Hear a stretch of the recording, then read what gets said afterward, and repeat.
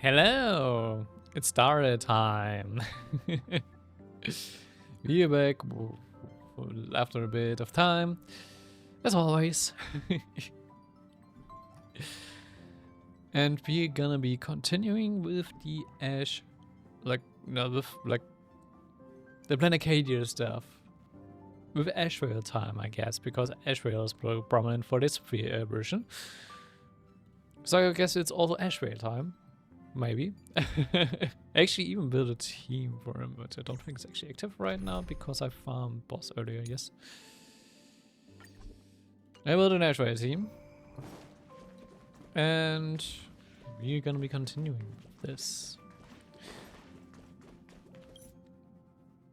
Sure, we can watch a story recap. After receiving an invitation from Jade's Anti-Destruction Alliance, the Astral Express set its course for Himiko's homeland, the world from which the Express set off again after its fall, Plain Arcadia. In this world blessed by the Elation, there exists the Phantasmoon games. Wearing ancient masks of the Elation, 8 chosen participants strive to create miracles that move the hearts and souls of Plain Arcadia's people, hoping to share in the power of the Eon. Notice you can actually see it in like a still frame. Sparkle Russian is actually quite funny here. Having managed this world for many years, the IPC seeks to profit by controlling this Eonic game. In response, the Astral Express too has decided to enter the fray. Meanwhile, General Yao Guang, the Xianzhou envoy to the Anti-Destruction Alliance, foresaw through divination the great crisis looming over Plain Arcadia. In her reading, the Stellaron Hunter Blade, who had arrived for the Phantasmoon Games, would become the source of this impending catastrophe. About Blade, we still do not know what his deal will be, but I'm kind of still like curious how he will actually become a crisis for this. To uncover the truth behind the coming apocalypse, Yao Guang seized a mask of elation meant for the Stellaron hunters and placed it upon Sunday's face. Thus, due to this unexpected turn of events, Sunday was made a participant in the games. Oh, it was quite a funny thing. But yeah, it's also like Ellie gave him a blank script. This means kind of like quite a lot. It's kind of telling, actually, in a way. Meanwhile, we journeyed to the school tied to Himiko's family in search of the mask of elation that had once belonged to her. Yet before we could reach it, we were attacked by the streamer Sparksy, a double of Sparkle, who seized the mask for herself.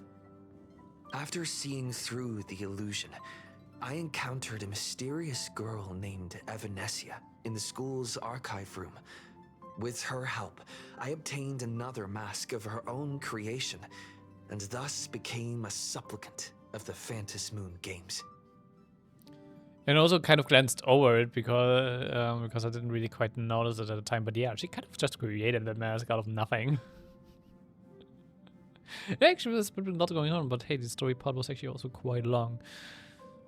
So yeah. To defeat Supplicant Sparksy, we ventured deep into the Fool's base of operations, the World's End Tavern, and later returned to the school to overcome her. In doing so, we achieved the first miracle of the Phantasmoon Games. The Express hero defeats the villain spreading the virus. Yet, at the close of the Supplicant's first battle, greater mysteries emerged. Oh yeah. A stranger appeared, claiming himself to be Himiko's father, and revealed a long-buried tale. 15 years ago, during the Phantasmoon Games, someone known as the Herald of Death went on a murderous rampage. I also wonder how the Herald will play into all of this. Story Commander, let's go. Finally.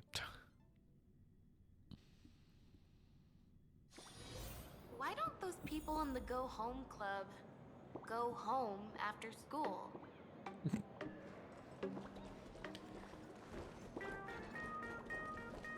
Although it's just like actually just a button rest for like, okay, continue now. Anyhow, I did build an Ashray party for this because actually we really wanted to do this face shower in a while again, so yeah. Ashray is a good excuse to use face shower actually. I like face shower. Shortly after the SparksyCon fiasco came to an end. Miss March, please, look straight into my eyes. Just like that. Perfect. Now, I'll need you to repeat these next few lines after me, and do so in the same tone of voice. What are you doing here? Uh-huh. Okay. The sky is blue, not a dazzling display of sparks. The sky is blue, not a dazzling display of sparks. Though dazzling sparks may light up the night sky, they can never outshine the eternal silence of stars. What are they doing? Is this kind of like a check or like a little rehabilitation thing for her being under like Sparksy's control of like the mimetic virus? Are you kidding? That's one sentence? Okay, though dazzling sparks may light up the night sky, they can never outshine the eternal silence of stars? Very good. Very good. The internet is both an umbilical cord and a waste duct for the mind, through which humanity's thirst for elation gave birth to the twisted Sparksy. I guess, yeah, it's just kind of checking if the mimetic virus is still there or not. Whoa there! That's a bit much. Maybe he can be the one to say it? What kind of crazy talk is that? True. These are the test sentences I improvised according to the guidelines from the Human and Intellitron Emotional Baseline Test. I carefully observe the subject's micro-expressions and tone changes at the moment they say the name Sparksy, to check if they are infected by a mimetic virus. So I passed the test, right? Given how fascinating your reaction was, I clearly don't need to worry about you. Should you find yourself experiencing any live stream addiction withdrawal symptoms later, feel free to contact the Department of Aberration Defense staff. We'll provide you with a series of corrective behavioral treatments. Live stream addiction withdrawal symptoms. Alright. Alright. Sure. You're handling this like a real pro, Miss Kuchiba. Has this kind of thing happened before?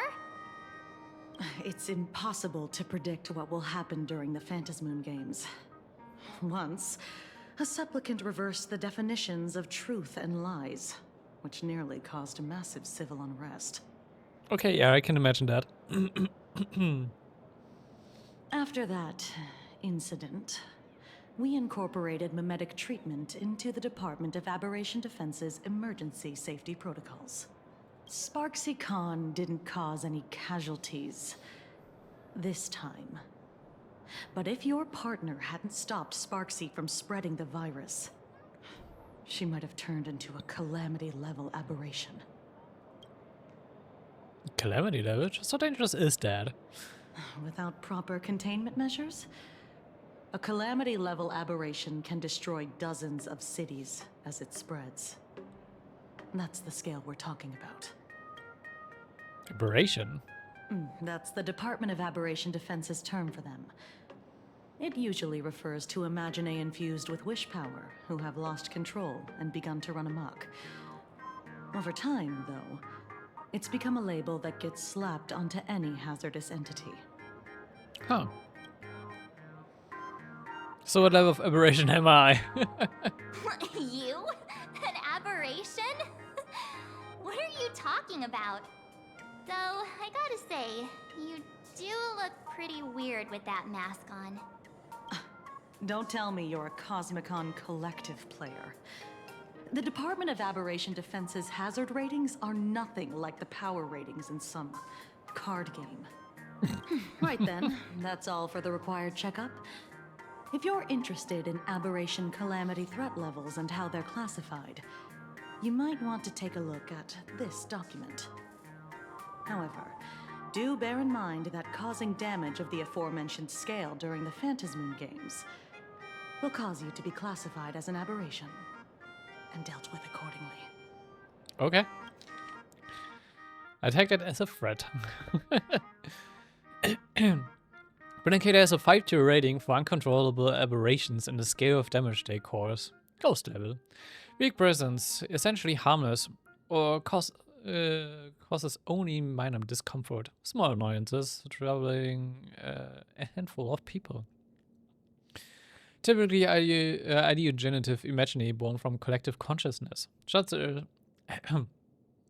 as villains from comics, panic-inducing objects born from rumors, animated smart appliances, ghosts with distorted cognition, can be subdued by civilian ghost-busting squads, even if left alone they won't escalate into complex mass disasters. Fiend level. Poses a clear and present danger, capable of harming dozens of people or causing structural damage, throwing multiple city blocks or an entire small town into chaos. Typically powerful imaginary that have accumulated massive wish power inspired out of control, such as unspeakable entities lurking in urban legends for ages, or vengeful manifestations born from collective trauma. Say, mass casualties caused by the Herald of Death. So Herald of Death is a fiend level, alright.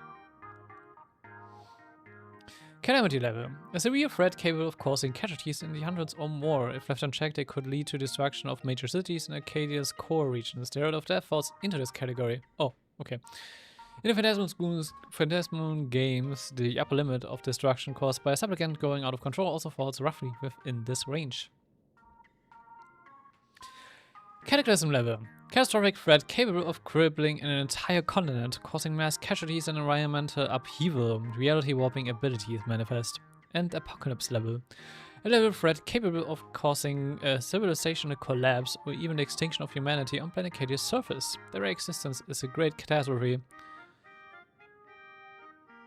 So, like, will this eventually go all the way to, like, Blade becoming an Apocalypse level thingy, or...?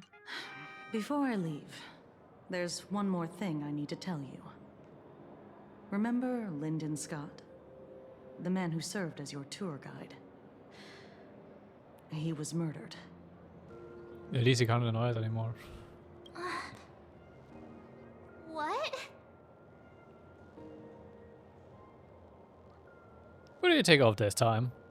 Though, given how he's behaved, he's definitely rubbed a lot of people the wrong way. But I doubt any of it was serious enough to get him killed. Right? Oh, seems like you are quite familiar with him. Yeah, he annoyed us a few times. You don't suspect us, do you? I wouldn't exactly call Scott a friend, but we'd never do anything like that to him. Easy there, young lady. I haven't even started asking questions yet. Of course, there's no way the renowned heroes of the Express would harm some lowly IPC employee simply because they had a problem with him. More importantly, both of you have solid alibis. The initial results of our investigation suggest his murder might be connected to the Phantasmoon games. I'm informing you both of this to warn you to be extremely careful. The Phantasmoon games are far from a simple game intended for passing the time or relaxation. I think we could figure that out for ourselves from the whole stuff Sparksy did. This is no vacation or just a game for relaxation. Definitely not. Anyway, I wish you success. Like the Sparksy stuff could have easily gone completely out of hand. Scott. Could he actually... I just can't believe it. But it was Miss Kuchiba who told us, so it must be true. I find it interesting that she didn't mention the Herald of Death. So, the Phantasmoon games. Pretty frightening, huh? What's your take?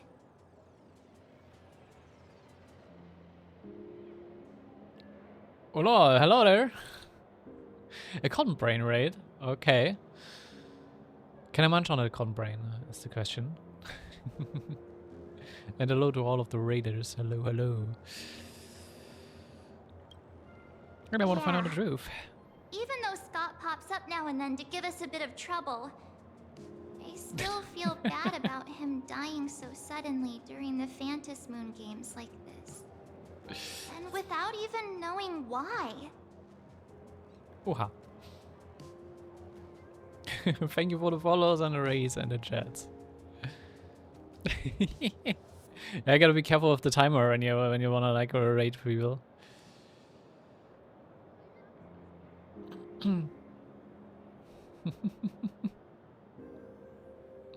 If the killer is here for the Phantasmoon games, they might become our enemy soon. How was the stream though? How was the stream though? And what did you play? The Phantasmoon games.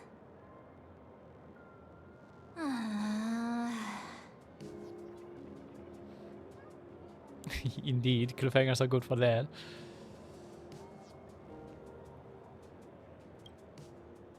Good thing Himeko entrusted this mission to the two of us. Who would have imagined that the Great March herself would be stopped at the doorstep in the very first round? Ah, nice. Nice. I mean, I just started, so far chill. Just started with like going for the 4.1 Honkai Star Rail story. Forget it. I'm not like you. I was never hero material to begin with. Normally my hands can't even keep up with my brain when I play video games. You're definitely the right person for the Phantasmoon games.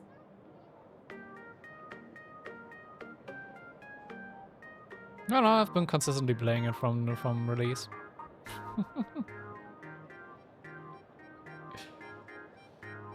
And I guess you are. But also that thing with Genshin, because I also took like a long break and I was way behind on Genshin. And I still am. It's just such a shame.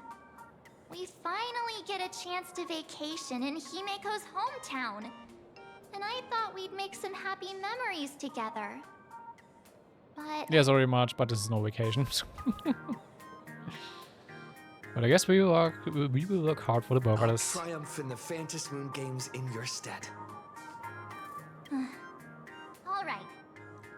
But, look. Don't push yourself too hard, okay, you? Remember that we've got your back. Oh, right. Where are Himeko and Mr. Yang? They must be getting examined and interrogated too, right? Why don't you send Mr. Yang a message? Same. Also stopped out of Fontaine. Then when I had like, and I had a vacation for a week, I like rushed through like Ladland to get up to date with that at least. But yeah, currently there's like Nordgrai, and since they're already at like the 0.5 version, I think most of the Nordgrai main story is also already done by now. So yeah.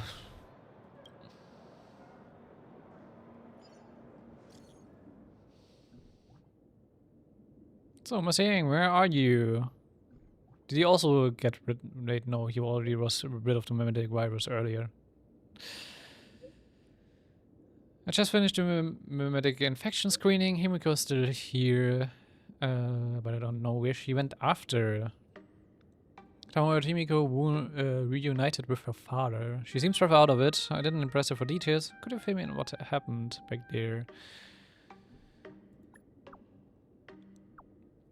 Being stuck between them both was so awkward and nerve-wracking. I could have excavated.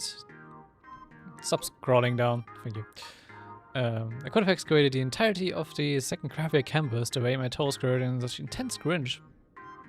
Why cringe? But okay.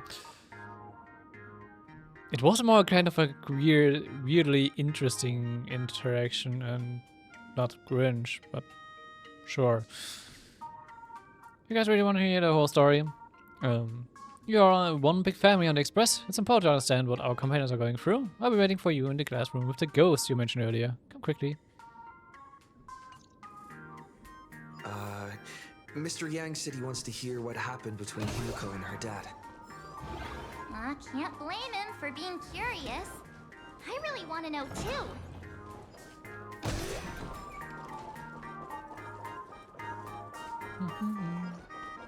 I can't just over there. Yeah, it's right over there. Wait, that's a Calyx I haven't unlocked?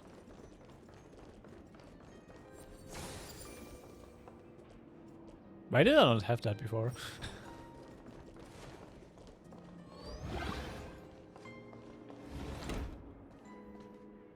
You're here.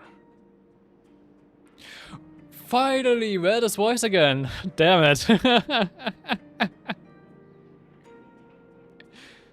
How long did it take? Like 1.5 years?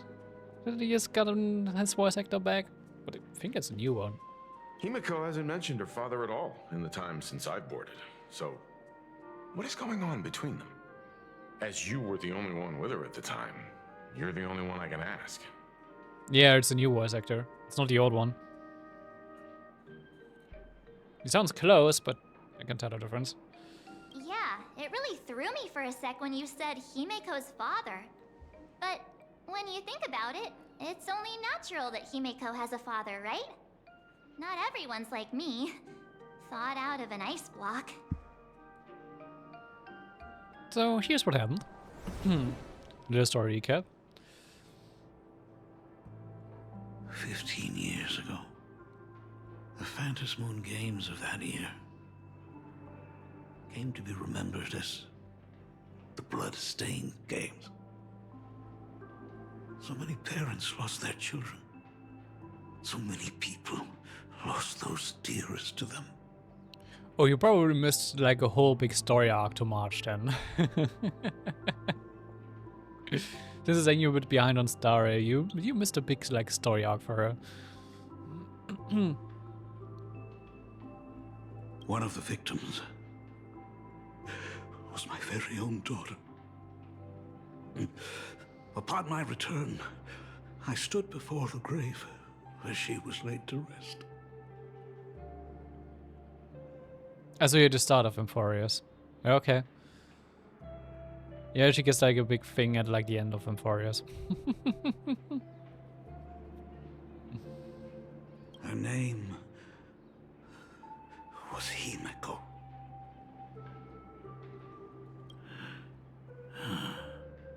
So, this lady who bears her name. Oh. Then you're not that far behind.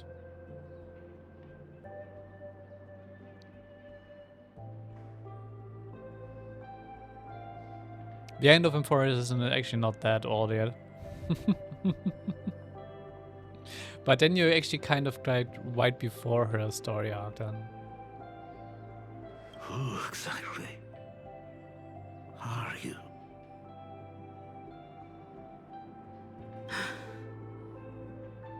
"15 years ago, when I made up my mind to join this Phantasmoon Games, my father wasn't with me. Even as I fought for my life against the Herald of Death, my father was still off somewhere, wandering the cosmos. Also, I'm still really wondering what this like two different versions of time that are coming together here. What the meaning of all this is.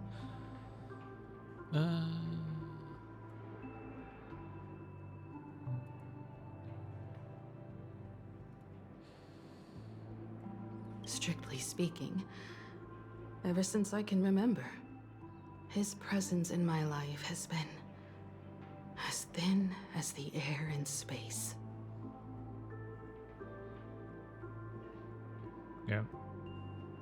I really wanted this like 2 different accounts of like Himiko's of her life, because in one she's like that, and the other she never really met her father, to be honest. And we also have like her 2 accounts of her on how she like reconstructed the Astro Express. She gave us like one account like way back during, not sure when exactly it was. I think Penacony. Well, she mentioned it took her actually quite a while and a few years, and here she kind of gave a second recounting where she said that actually it just clicked for her and it just went by very quickly. So, I would ask you, who bears his name? Who exactly are you? What's with that deadpan reaction? Well, well, well. Look at you. What are you getting so worked up over?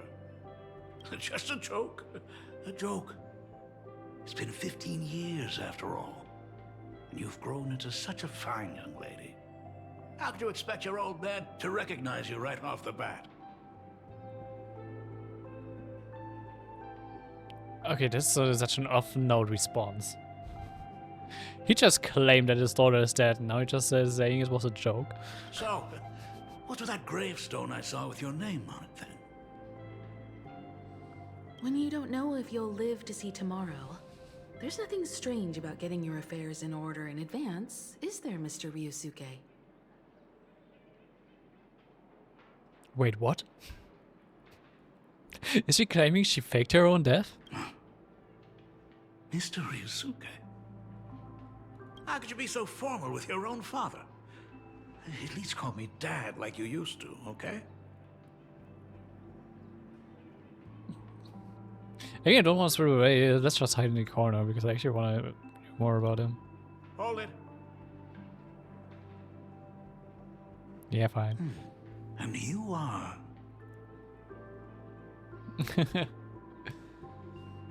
Then have a good rest and sleep well if it's late for you.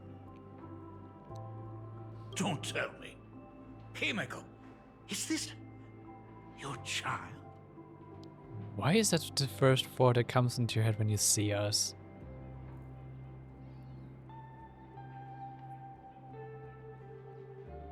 Like, we do not look like her child. Like, not even close. Don't like the response. I haven't seen you in 15 years, and now I'm a grandfather. Wait, who's the father? This dude is all over the place with her thoughts, I guess. That's enough! You are looking at my colleague. A new generation of trailblazer. My friend and my companion on the Astral Express. Do you understand now, Father? You hear that? She called me father. Hello there, my friend. Sorry about that. I thought you were Himiko's son for a second there. Did you not watch the news at all? You must forgive me. I'm just an old-timer who's lost touch with the times. And I've kind of gotten ripped from you because first you're like so serious and claim like she's dead, and now you're just like joking about like this in like a very unserious tone. I'm a painter. Most of my work involves traveling to different segmenta to complete commissions for my clients. Himiko. I know I've let too many chances to spend time with you slip away. Just slip away? The first time we met was at Mother's funeral, when I was already 6 years old. Let's put that aside for now. Were you also too busy with work when I was suffering from a weathering curse? You might not believe me, but What's a I've been weathering running around curse? for your sake all this time. All these years, I've been trapped in this room that represents the past that I imaginated. And I've never left it.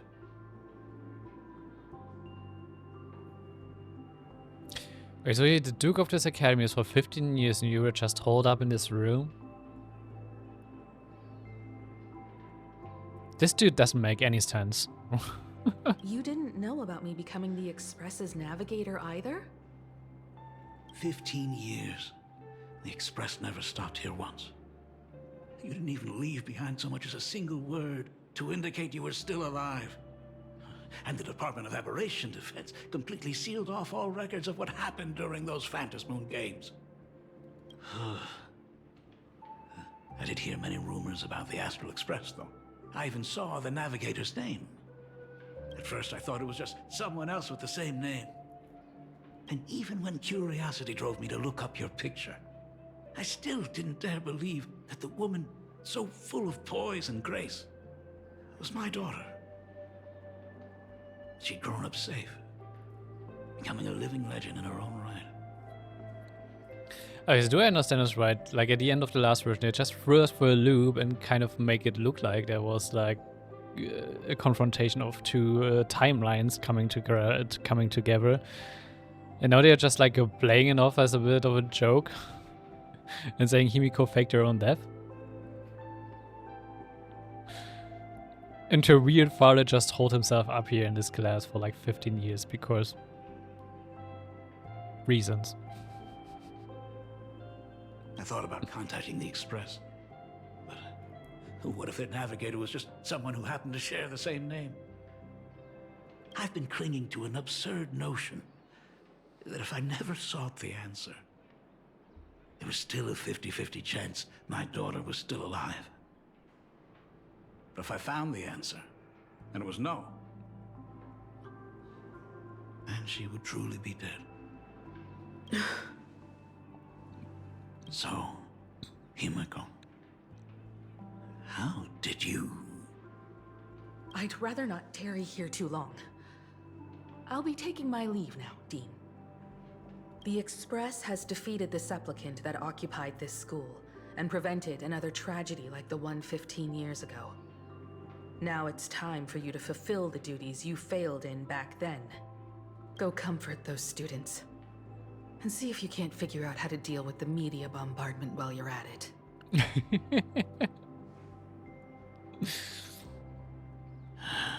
Failed in my duties.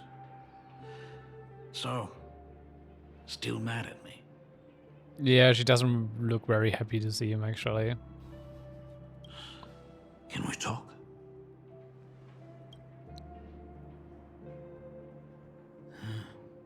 Sorry, kid. This might be a bit abrupt, but... has Himiko ever mentioned her surname to you? I don't think she has, but I'm guessing it's Murata because that's the surname for Himiko and Honkai Impact 3rd.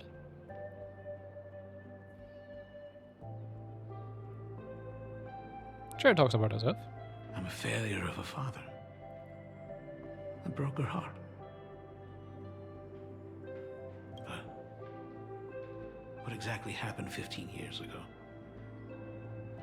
I can't believe it. She actually survived the weathering curse. Yeah, they already asked that. Reverend Curse, what's that? Have you heard the tale of the legendary painter Graphia, who hid everything on this planet's surface within a scroll? It is said that to achieve such a monumental feat, she made a forbidden exchange, sacrificing both her own life and that of her descendants, resulting in the weathering curse. Okay. Few descendants carrying the Graphia bloodline have lived past 30. Most of them wither like flowers while they're still young, skin cracking and peeling like dried paint. Himiko's supposed to be past her 30s, right? We haven't seen that on her before. Himiko's no exception. She was tormented by the curse for years. And what do you do to her as she suffered? Do for her? What I did doesn't matter anymore. The Elixir Seekers' folk remedies, the Intelligentsia's guild treatments. I tried them all. But nothing could reverse the curse. All the time spent searching for cures only resulted in me not being by her side when she needed me the most. In the end, I am nothing but a useless father.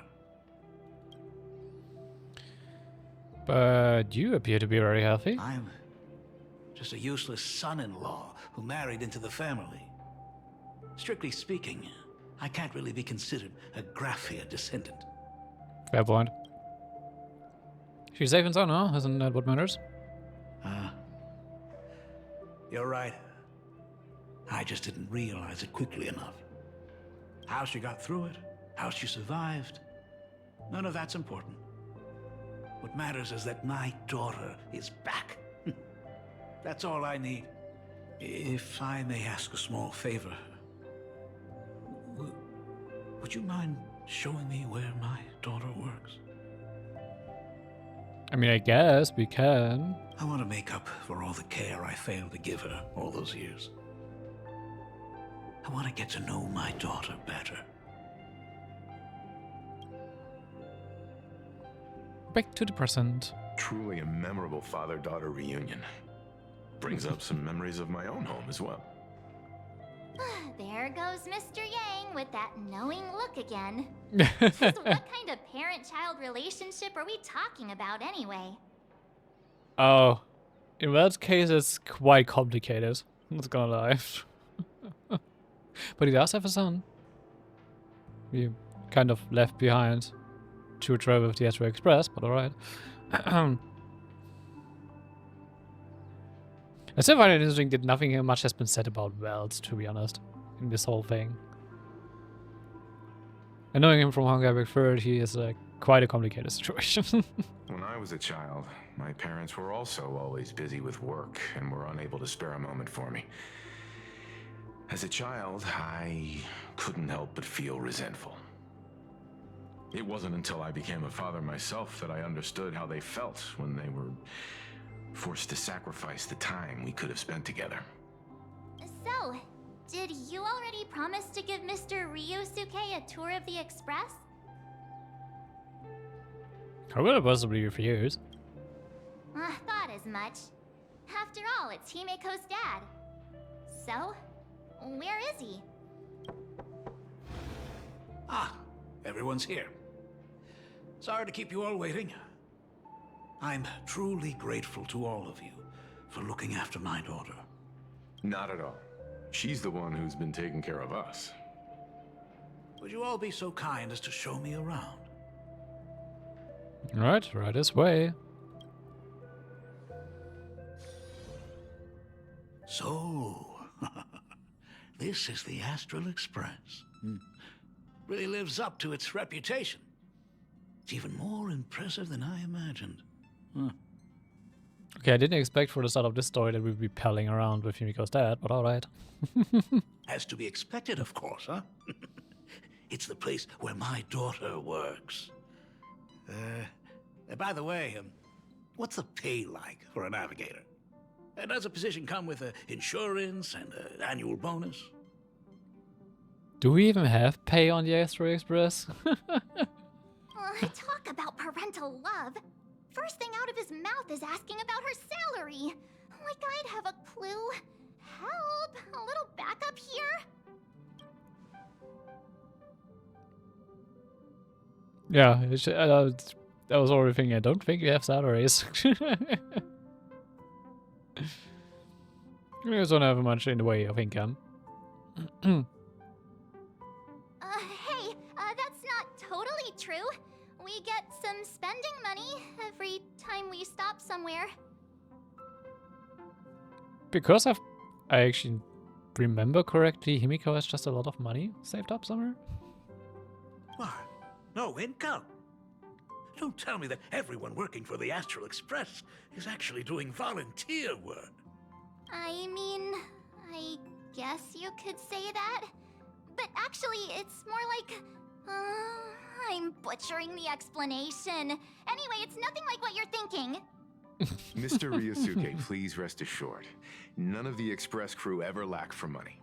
We not only receive support from members of the Genius Society, but also from prosperous commercial worlds, such as the Planet of Festivities.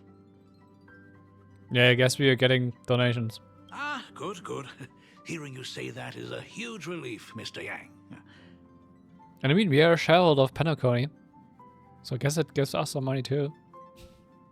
Speaking of which, what kind of work does being a navigator generally entail? Don't you underestimate Himeko either. Her daily duties include, charting navigation routes, calibrating warp jumps, and technical maintenance. Not to mention she's always guiding the Nameless on missions. Oh, my daughter is really something else, isn't she? Of course! Every time we return safely from a trailblazing expedition, it's all thanks to Himeko's guidance and protection. She's the backbone of the Astral Express. That is very true.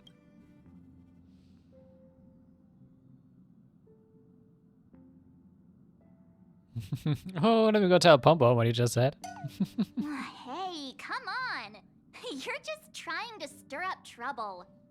If Himeko's the backbone of the Express, then our conductor is the absolute cutest and hardest working of all. Right, Pom Pom? Oh? We got a new passenger? This gentleman does look kind of familiar. Yes, Ryusuke. Here goes Dad. No wonder he felt so familiar. How are you, Mr. Ryusuke? They told they have met before. Conductor? Oh. So you must be my daughter's superior, huh? Well, thank you for taking such good care of her all this time. Superior? That's way too formal. It's Himeko who's been taking care of the Express and everyone on it. He's... What is he doing on the Express? It's all my fault. I was just curious about your daily work, so I asked your colleagues to show me around. And I know I didn't ask your permission first. Just please don't be mad, Himeko. Mad? Why would I be mad? Mr. Ryusuke, welcome aboard the Astral Express. Is there anything else you'd like to see? I can show you around. Well, I know you'd rather keep your distance from your good-for-nothing father. You're on a journey, and it's rude of me to barge in like this. At least he's aware. But it's been way too long since we last saw each other. As your father, I want to get to know you better. Make up for all the time we lost. At least while you're staying here. Please allow me to show you some of the fatherly care and devotion I owe you. Will you? Excuse me? Why don't the two of you go to the party car? Shush, get the drinks ready. Shush. All right. I'll go make some tea. That's just our domestic robot's name. Come on, Father. People are resting here. Let's not disturb them. Oh, and come with us. But this is a father-daughter reunion. I want to talk about the Phantasmoon games, not just personal matters. They left. Whoa. That's the first time I've seen Himeko be that cold to anyone. Yeah.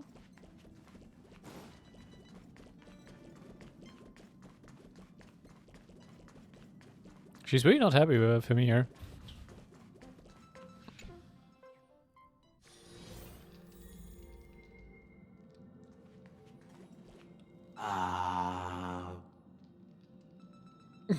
When it comes to breaking the icy silence between a father and daughter, nothing's better than a cup of hot water. That's kind of simple, but okay. The person who drinks it will yelp, "Hot!" and be immediately met with a concerned, "How could you be so careless?" from the other party. And just like that, the conversation starts flowing. Why is he explaining that to them? This kind of defeats the purpose of the hot water now. Friendly reminder, that is not a joke, but a practical ice-breaking tip. Oh.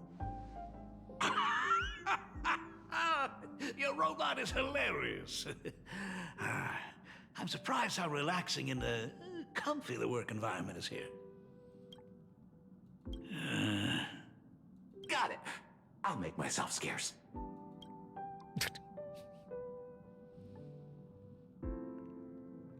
Being a nameless is neither relaxing nor comfy. Most of the time, we are facing down Void Rangers from the Antimatter Legion, bugs left by the Swarm disaster, Borisin, and various organizations that are suspicious of the Express or have malicious intentions for us. Mm-hmm. And don't forget, like, most of, like, everything that belongs to Nanook. That dangerous? Huh. Maybe this trip home is a great chance to quit your job, huh? Oh, you shouldn't suggest that in here, Himiko. I don't think she would ever think about quitting this job. Talk about coincidence. Just so happens I'm getting on in years. And Graphia Academy is in need of a new dean.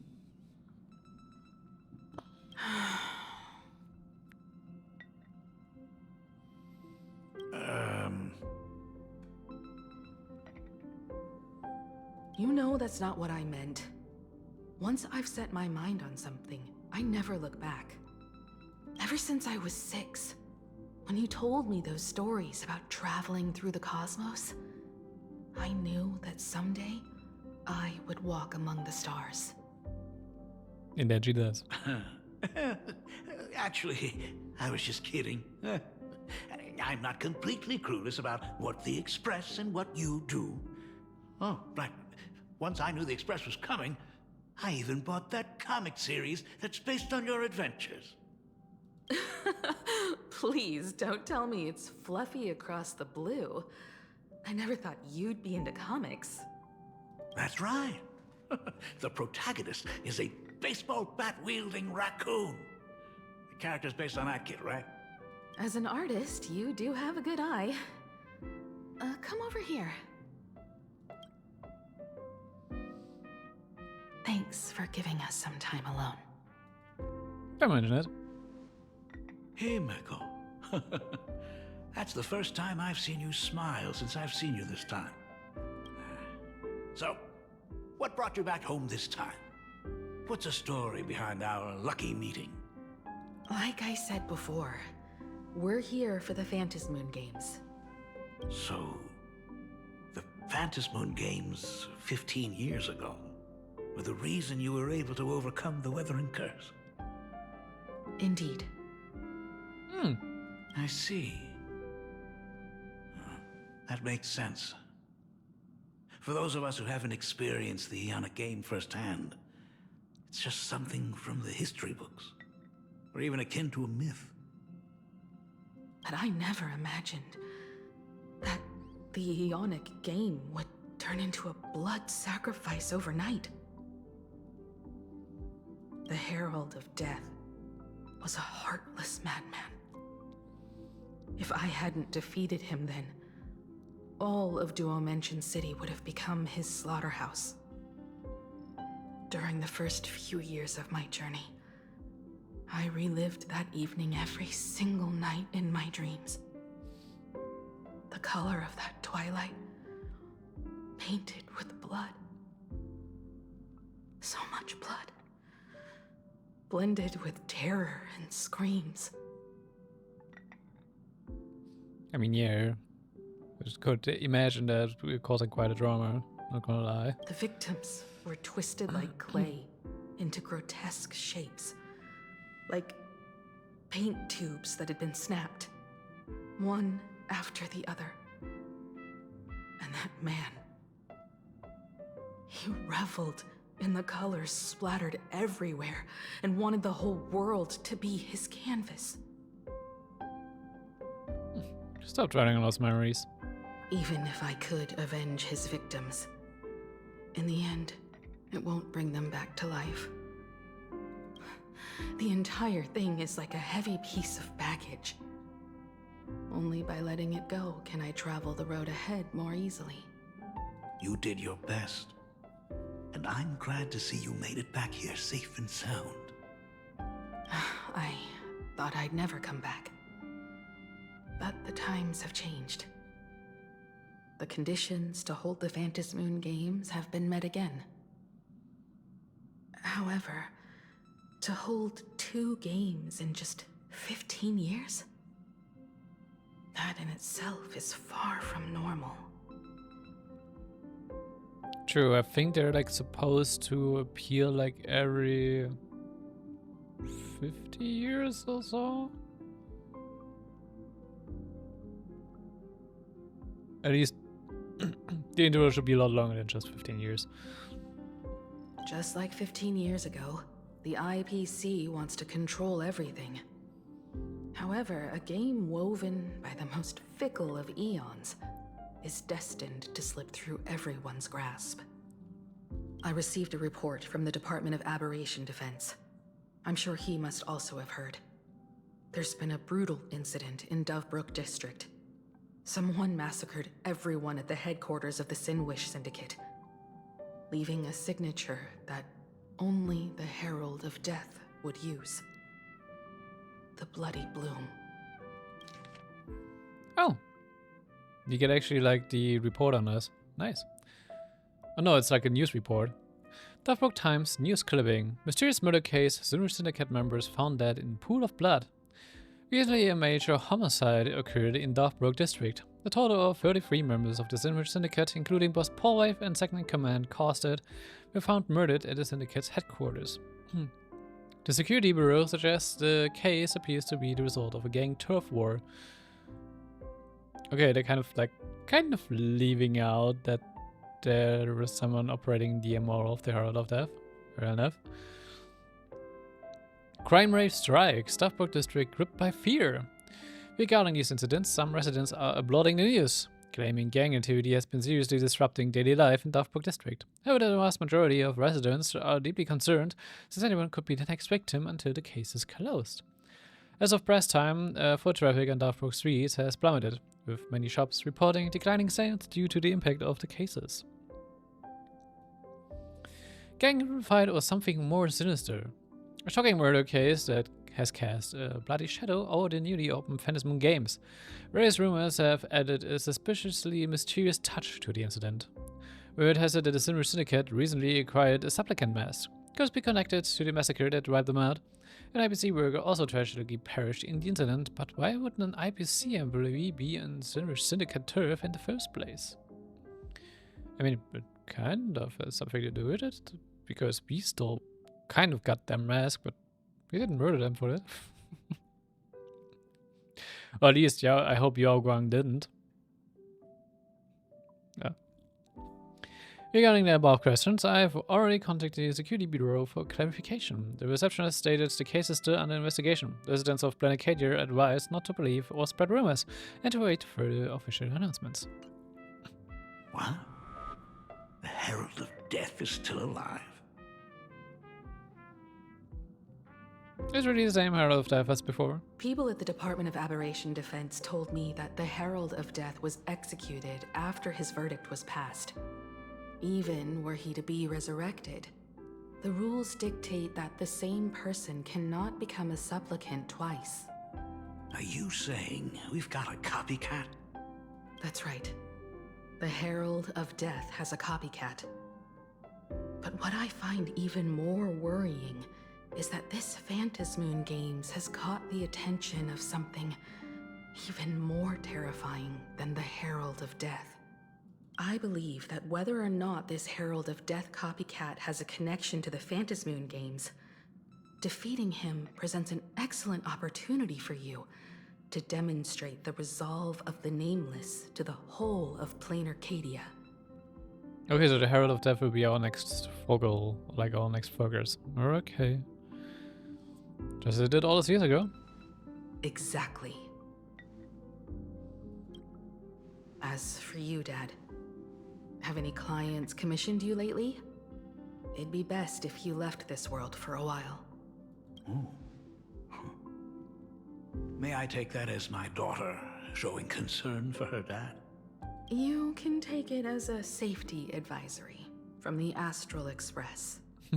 Also, as he has already become a supplicant and joined the Phantasmoon Games, he will have my full support. I'd like him to temporarily keep the Mask of Elation that has been passed down through our family. Too late for me to raise any objections at this point, right? Sounds good. The mask stays with the kid. Thank you. Would you like another drink? Ah, got it. Next, it's time to show me the way out, isn't it? Oh, I've definitely overstayed my welcome. For most of my life, I couldn't be there for my daughter. And now that I finally have the chance, she wants me to leave. In that case, I ought to be on my way. Himiko. The Graphia family has a number of records about the Phantasmoon Games, passed down through the generations. Come over to the school library later. I'll give them to you. Das could be helpful. I'll be there, Dad. I apologize. My father's little tour seems to have made things awkward for everyone on the Express. Let's head to the parlor car and check in on Welt and March. Now that my father's gone, we can all relax a bit. I mean, you can relax a bit. But just for a moment, I want to chat with you. Has Mr. Ryosuke left? And of course, we do not see the chat between them. Wow. Yes, I told him to head home for now. After all, what is going on with the Phantasmoon Games has nothing to do with him. I'm really sorry, everyone, for bringing my personal family matters onto the Express. Not at all. Mr. Ryusuke is your family. And that makes him part of our family too. And the most important thing for family is to be together.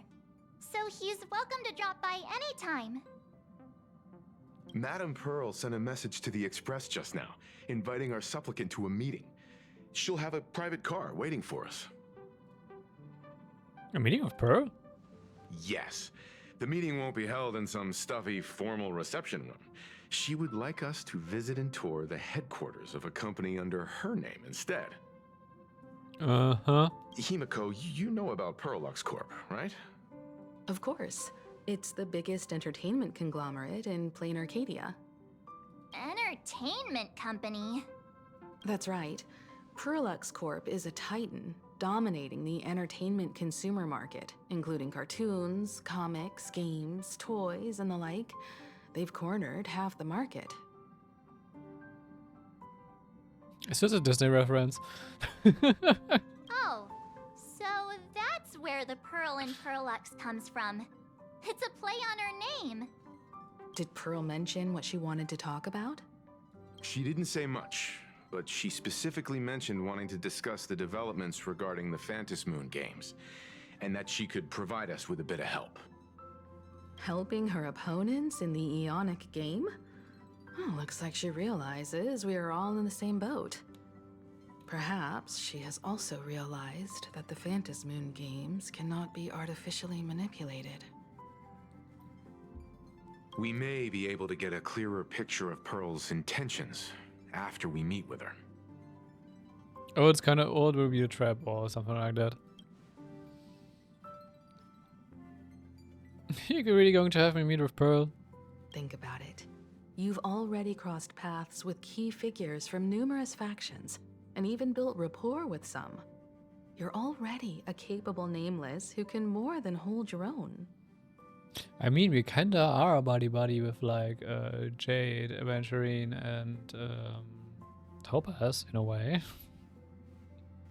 Though she holds a high administrative position on this planet, do not forget, she is also one of the 10 Stonehearts.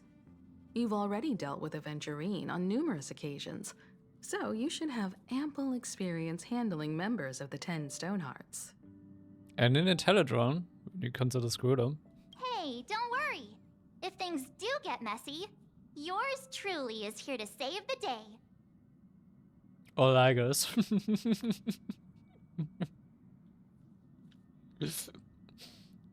Looks like March wants to visit too. I'm just trying to look out for him here. Even if things do go sideways, Pearl wouldn't dare get mad at an adorable young lady like me, right? I don't understand the logic, but sure, I guess. Well then, I'll leave this meeting to you two. Aren't you coming with us, Himeko? I'd like to talk with my father. Didn't he say he would hand over the records about the Phantasmoon games from our family history to me? And honestly, isn't this a good chance for you youngsters to handle things independently? I understand. In that case, he, March, and I'll be heading out now. Oh, score! A private car! So, where are we getting picked up? You should be familiar with it. It's just under the giant gate next to the At Plaza. Okay. Isn't that where we first met Sparksy? Since we're getting chauffeured there, why not just come straight to us? Well, there's a perfect chance to do some shopping, I guess. Perfect! I've been wanting to stop by the comic store to grab a copy of Fluffy Across the Blue. Why is this comic mentioned so often? I mean, I know it's like a repeating joke that we are just the characters of this, but why? I don't think I did do some animation specifically for it.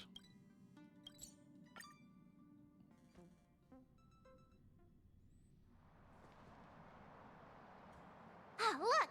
There's a convenience store! Mind if I grab a copy of Fluffy Across the Blue while we're waiting? Is that the comic based on the Express's adventures? The author sure knows how to tap into what's trending. The best part is that the author drew all of us as adorable little animals. Totally fits our personas, don't you think?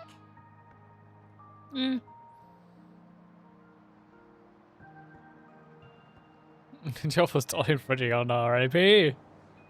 Unfortunately, according to the intellectual property protection laws governing the pan-cosmic trade system, using real-life experiences as creative material doesn't infringe on anyone's rights. Fine. Dang, there goes my payday.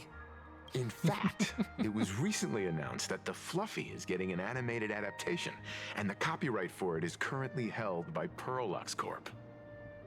It's a super memorable comic. No way can I miss getting a copy while I'm here. I promise I won't be long. A couple of minutes, tops.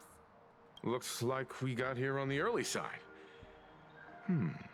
Since coming to this world, I still haven't had a chance to get a street-level view of the city. How about this?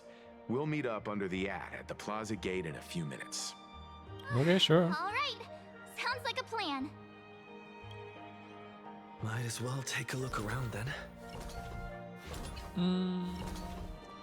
I mean, I've been walking around here a few times already, but sure. Insane. Did you see the post I shared? Hey, you hear the news? There was a supplicant battle at Graphia Academy. Yeah, I saw it. The online forums are already blowing up. The supplicant called Sparksy. How terrifying! Actually using live streams to spread mimetic viruses. Eons, that's just evil! I can't believe the Department of Aberration Defense is letting someone that dangerous run loose! I mean, they can't judge her for the supplicant's actions, so yeah. I heard her livestream got permabanned. Good thing that Nameless from the Astral Express acted so quickly. She can just make another account. I wonder what the next supplicant will do. Also, yeah, just walk straight through us, thank you.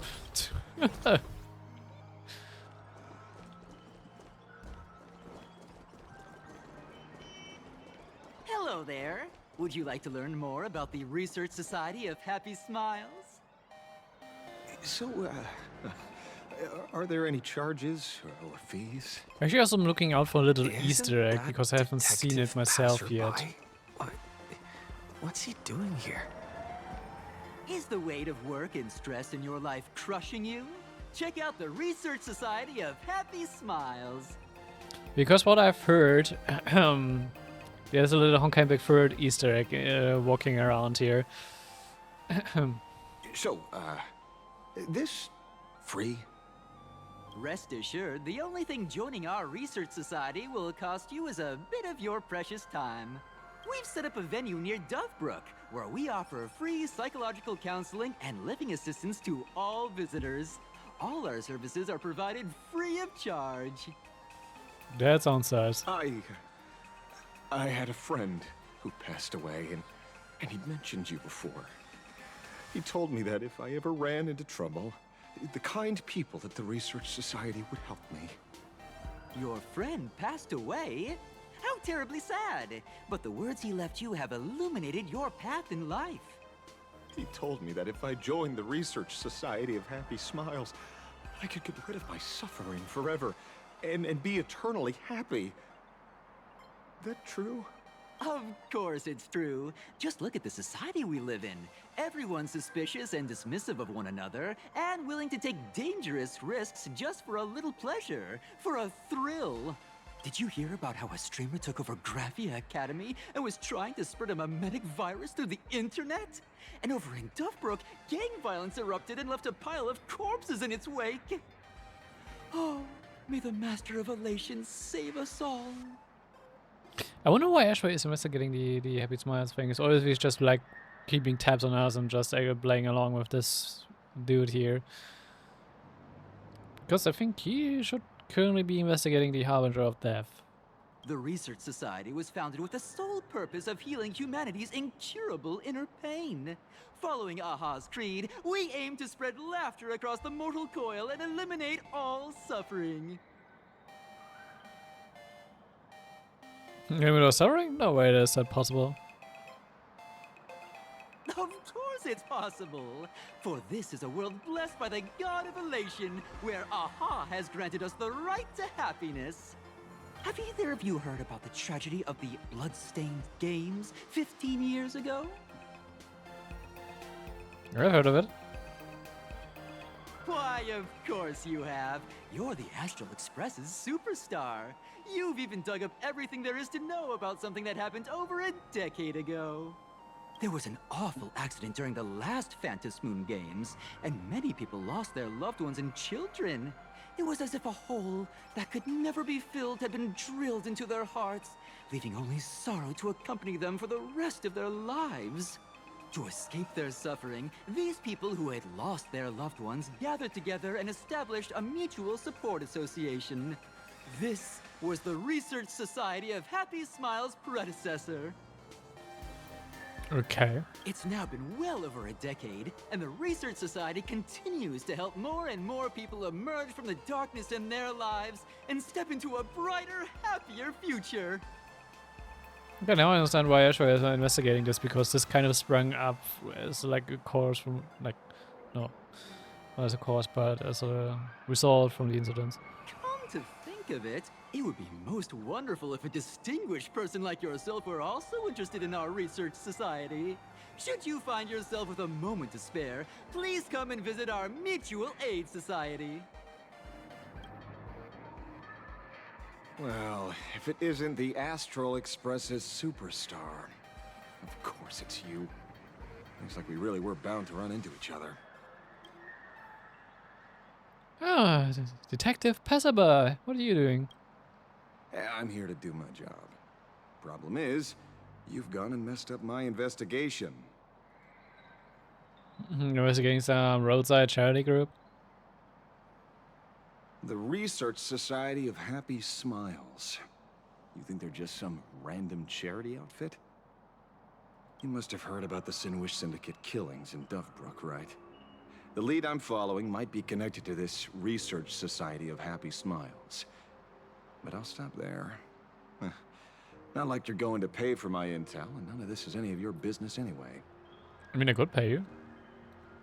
Someone in you died in that incident. Ah.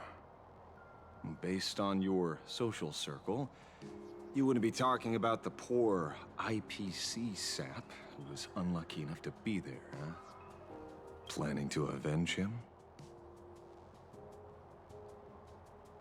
I plan on defeating the Herald of Death. That counts as a wrench. Oh. So your next miracle will be executing the Herald of Death. Can't say I'm surprised. Be careful. The murderer is the Herald of Death. He's dangerous. Oh, thanks for your concern. Oh, be careful. Been a hot minute since anyone said that to me. And even so, it's my duty to solve the case. Doesn't matter if nobody pays me. I'll still find the killer and exact justice on the spot. A friend of yours was among the victims? A fool I happen to be on fairly good terms with. Revenge killings or turf wars. Wouldn't be unusual for gang members to die like that, but dying at the hands of some psycho who kills for kicks? That I can't accept. No matter where you are in the cosmos, which era, regardless of how civilization evolves, some rules will just never change. Like an eye for an eye, a tooth for a tooth. Hey, guess which lucky girl just managed to snag the last copy in the whole store? Oh, who's this? Allow me to introduce myself. I'm Ashvale, the famous detective. You could say your friend and I are acquainted through past clashes. You were only with Sparkle back then, right? Sparkle and Himiko. Yeah, okay, March wasn't there. We didn't actually fight though. We did have a bit of a clash of opinions back at the tavern, did we not? That's what you meant by clash? Fair enough. First time I've ever heard anyone introduce themselves as a famous detective. Mr. Ashvale? Why are you staring at me? Is there something weird on my face? Young lady, you're holding a copy of Fluffy Across the Blue, right? Would you mind giving it to me? Why does he want our copy now? Well, give it to you! This was the last copy in the store, you know. Oh, I see. Of course. I'm not asking you to give it away for free. I'll pay for it. The retail price is 300 credits. I can pay you 10 times sticker price. 3,000 credits. What do you say? Why is he bargaining for it so much? I mean, if the retail price is 300, there will be other copies found somewhere, right? Hey, mister, this isn't about the money. Because it was the last one on the shelves. True, true. The last item in stock is like the final slice of cake on a plate. The last prey animal on the plains never fails to stir our urge to seize it before anyone else. So, 30,000 credits. How about that? That's my final offer. I'm not exactly rolling in money here. It's not even much to begin with. I built for like for 30,000 credits when upgrading character easily. You're fighting over a comic book for you, kid. Truth is, I'm actually buying it for that foolish friend of mine. The one who died. Today is his farewell ceremony. I thought I'd buy him his favorite comic to pay my respects. He'd always be rambling on about some raccoon with a baseball bat, and how the journey of the Express would never end, that kind of stuff. I heard those stories so many times, it felt like my ears were gonna fall off. But after all that fuss, I completely missed the chance to buy it. Every store around here is sold out. That's enough. My poor little heart can't handle sob stories like that. Here, Mr. Ashvale, take the comic. Oh, thank you very much for the comic, young lady. Here's the 30,000 credits. As promised. Oh, I heard you're the real-life inspirations for the characters. Since you're here, could I perhaps trouble you to sign it? Unbelievable.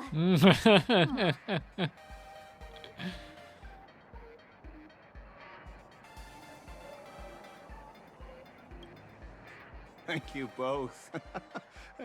If Kostad could see this from where he is now, I'm sure he'd be smiling down on us. Ah, so you're friends with Costa. As a token of my gratitude, I'd like to give you a friendly word of caution, kid. I know you plan to target the Herald of Death and cement your heroic image. However, all eyes will be on you during the Phantom Moon Games.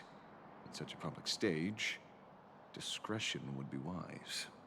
Because when the masses see your magnificent miracles and wield your extraordinary power, fear and jealousy could turn their wish power into wish you ill power at the drop of a hat. Forgive the expression, but you get what I mean. I mean, fair. That's the point. Whatever plans you might have for this Herald of Death, why not leave the whole messy affair of revenge to someone who couldn't care less about winning or losing? Like me. Right, he's like indirectly dropping that he's a supplicant to us. Just like this comic, I'm dead set on getting him. You're a supplicant. Is he an acquaintance of yours? He's just some weird detective who was passing by. It's nearly time for Perlux Corp to pick us up. We should get going.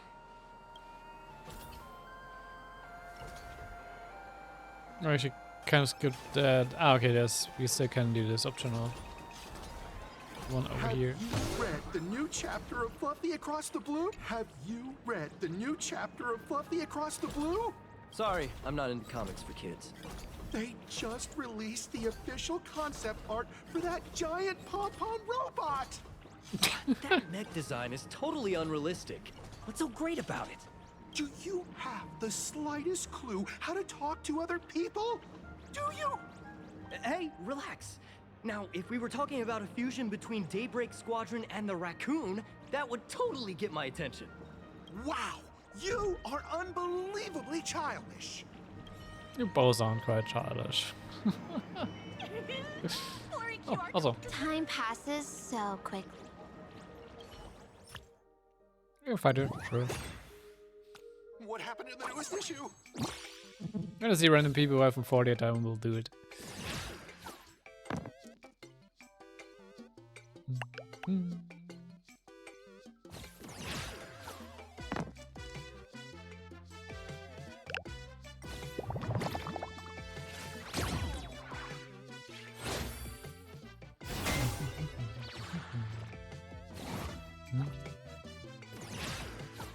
I mean, you can one-shot this thing if you want to. If I could use my true repeater on the first turn. Where's it locked?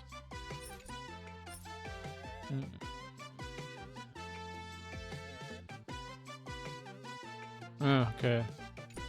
Then I guess I can one-turn him.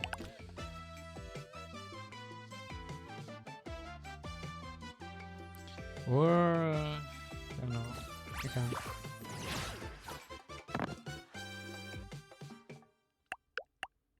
Yep.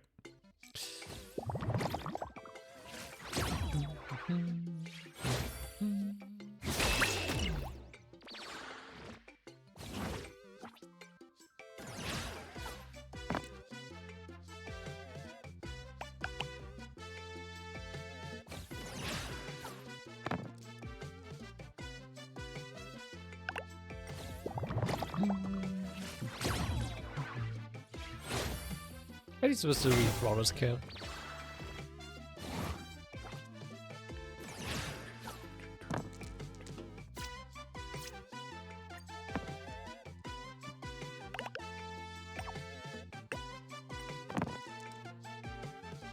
There we go.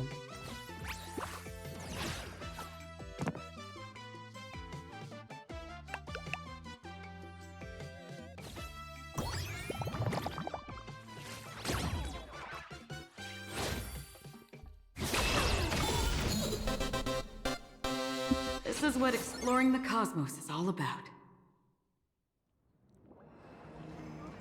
Easy.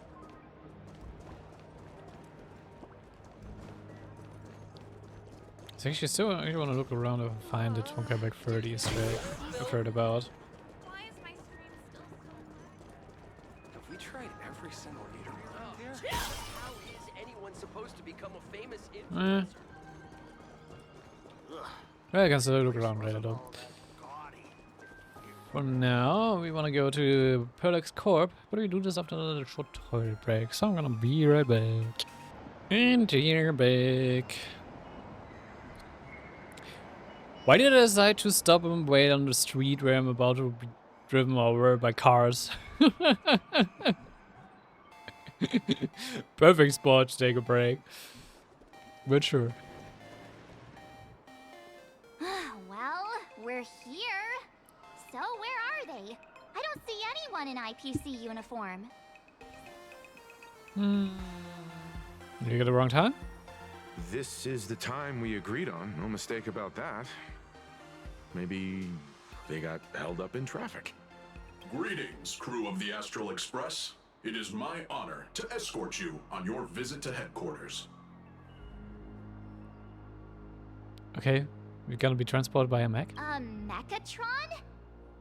I am guard number 100086, created by Perlux Corp, a security specialist from the business division. My designated human name is Faerun, said to derive from an ancient language meaning iron. It's a pleasure to be of service. Okay. Oh, Megatron employee. How cool is that? I'm truly honored to hear you say so. So, what are we waiting for? Let's go! According to the instructions given to me by Madame Pearl's secretary, there is still one more guest I need to pick up. Well, now, how did I not see this coming? Looks like we're going the same way after all. It's you again! Hey, Mechatron, what's the plan?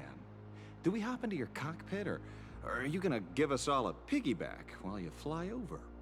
Your ride is ready. Please, take your seats, everyone.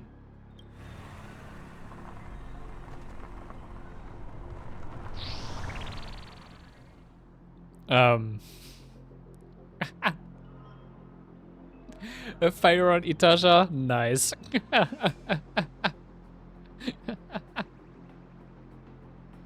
Whoa! Now that's what I call a custom paint job.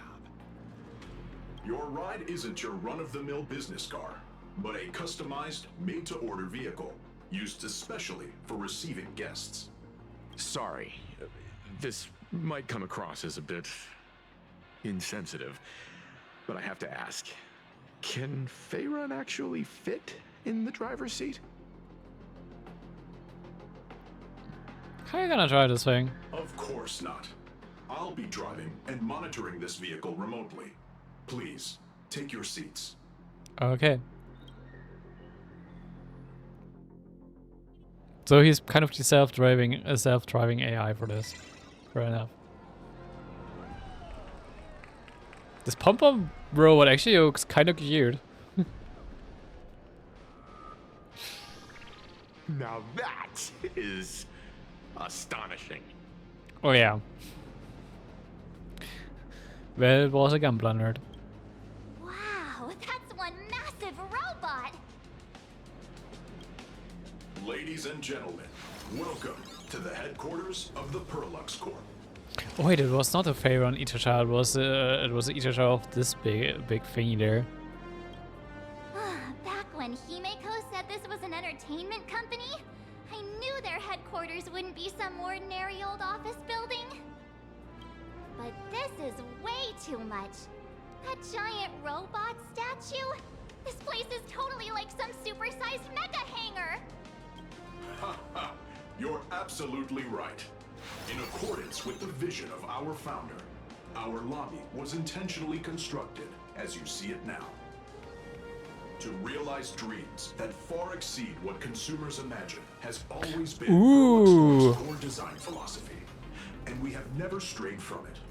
If any of you are familiar with our company's works, you may recognize this as They had like the armor that Firefly uses. Mechatron Warrior Series at Daybreak Squadron's base of operations. Looks like Mr. Yang here is quite a fan of our company's animated works. When did he have the time to watch them? Now, Madame Pearl would like to invite everyone from the Astral Express to take a tour before your official meeting begins. She has arranged for a member of our staff to accompany you, so please, wait here a moment. I understand, Mr. Faerun. Thank you for escorting us all this way. Well then, I'll take my leave. This way, Detective.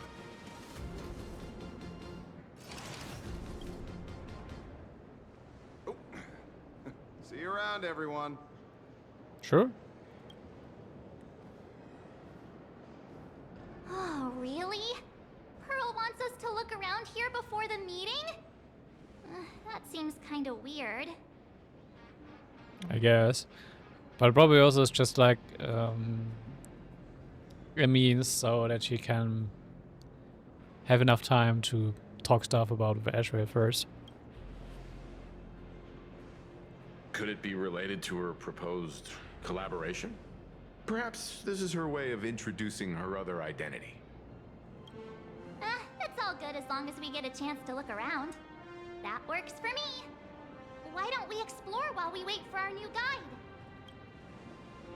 Sure. Mr. Yang! Over here, quick, come on! Looks like March's inner explorer has been awakened again. Let's not wander too far this time, shall we? I'm not sure if they're like supposed to look like proper like Gundam mechs or stuff like that, so I can't really say anything about that. I still want to look around if I kind of recognize anything.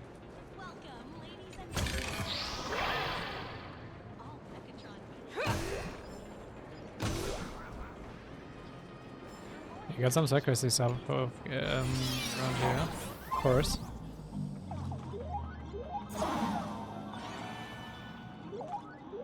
We have to duck. Oh, I do.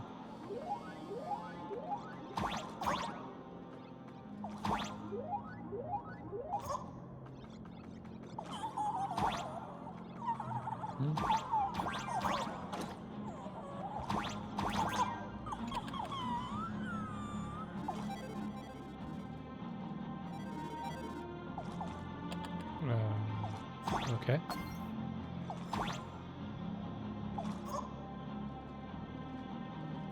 Oh, I see. Okay, what's the next coin? Thank you. And then we want the green coin.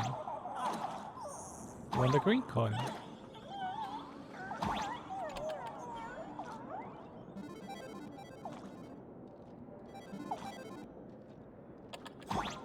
And then we want the yellow button. What a portal.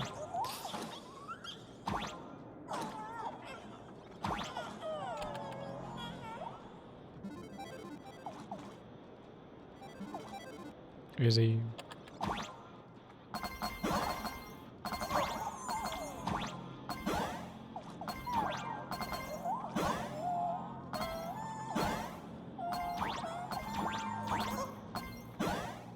I kind of like how I'm just like ignoring the whisk-based like tips because I'm just figuring it out myself.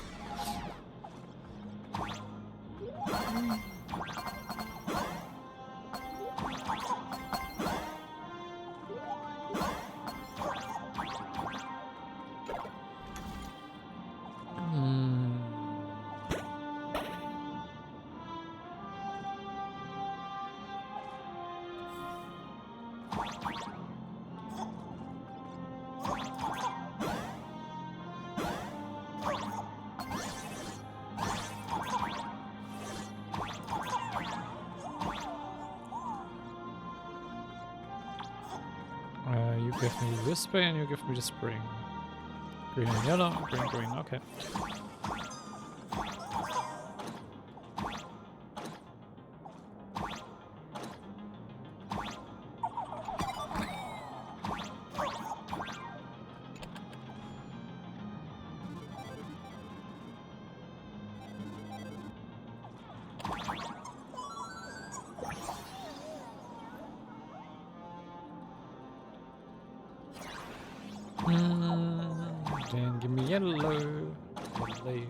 Hello.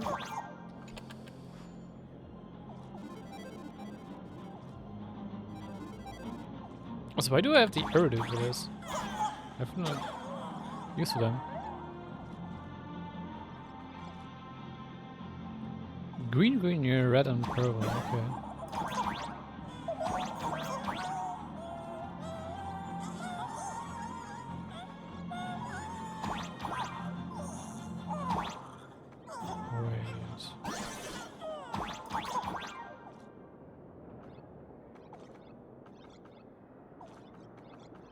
I don't have more than...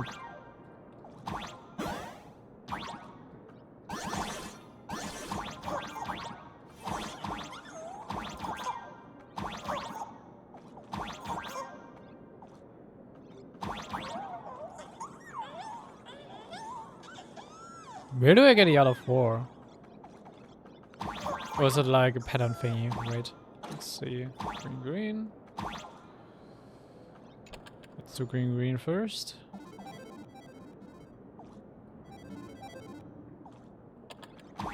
And then do red and purple.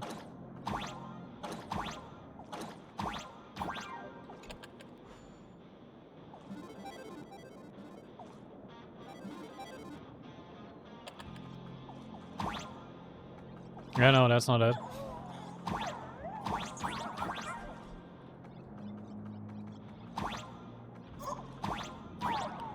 That's not it.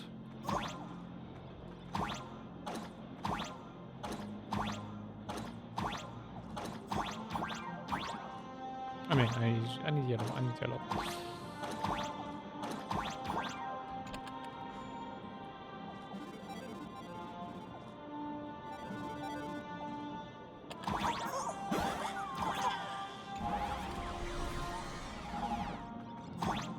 Ah, okay.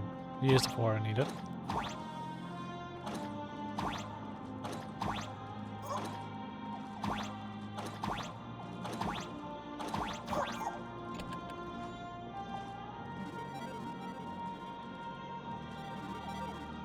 Just. So green, red, purple, yellow.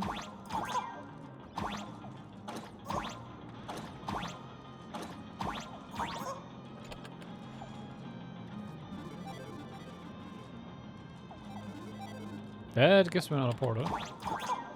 Okay.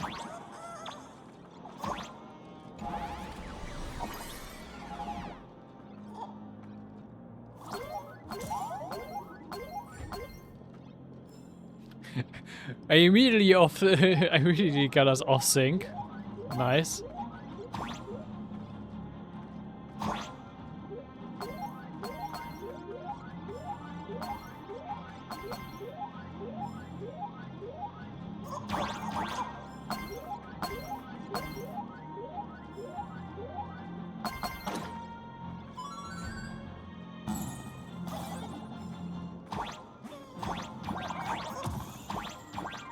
Is anything up here?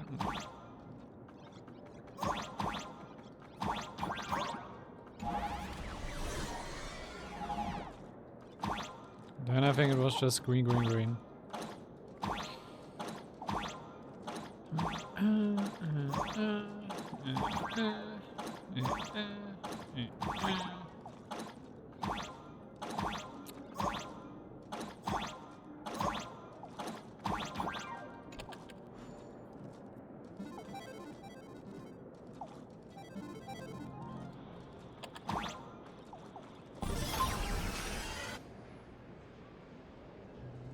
Easy. Next minigame.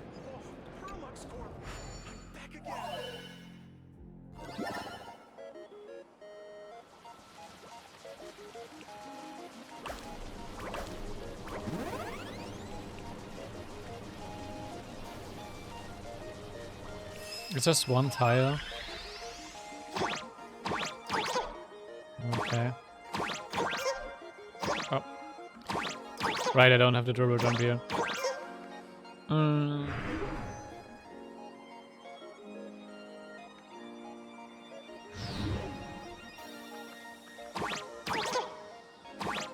Okay. behind it.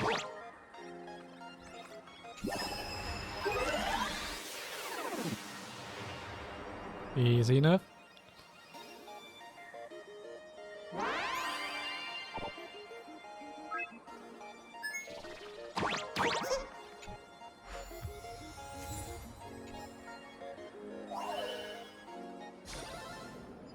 Sometimes it's nice to slow down a bit.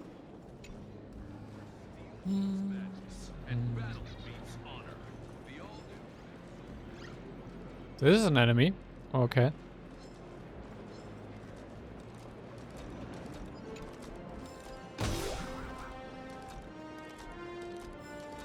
Yeah, the Pumper Mag actually looks really adorable.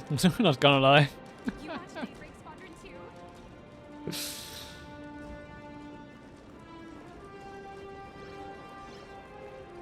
I love giant mechatrons, and giant mechatrons love me. The IPC. Welcome, ladies and gentlemen. Can play against you, sure.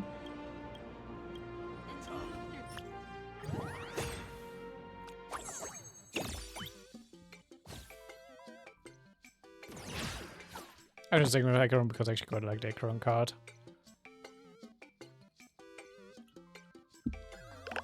It's my Acheron, okay.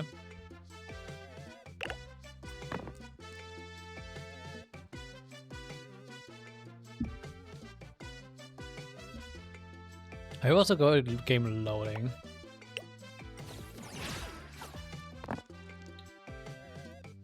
Of course you get all the fours I wanted.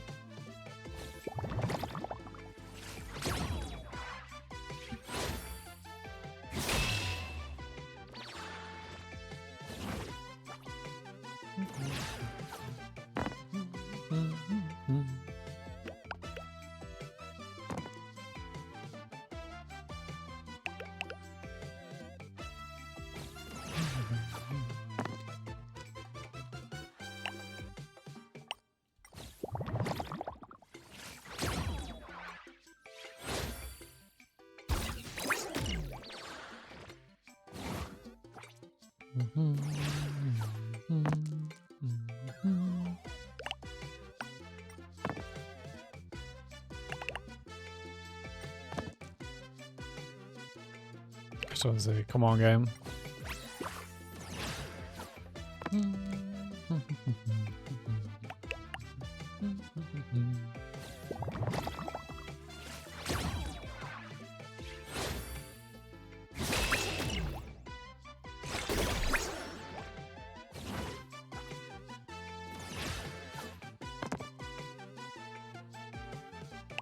He should be down next turn. I'll get lucky enough.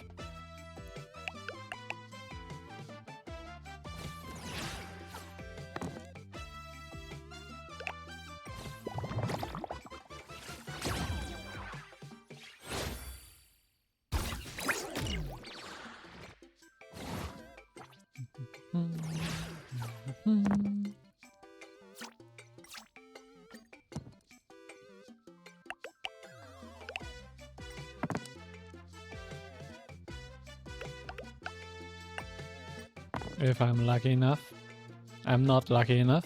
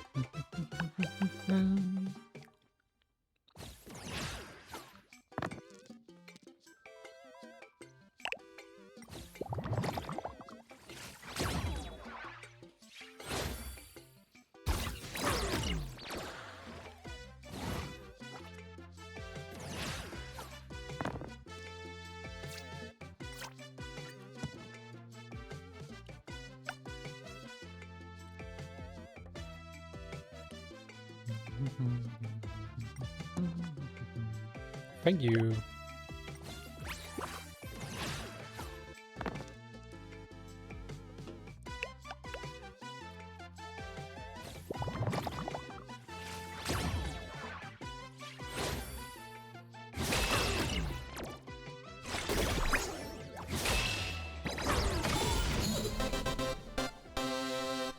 This is what exploring the cosmos is all about.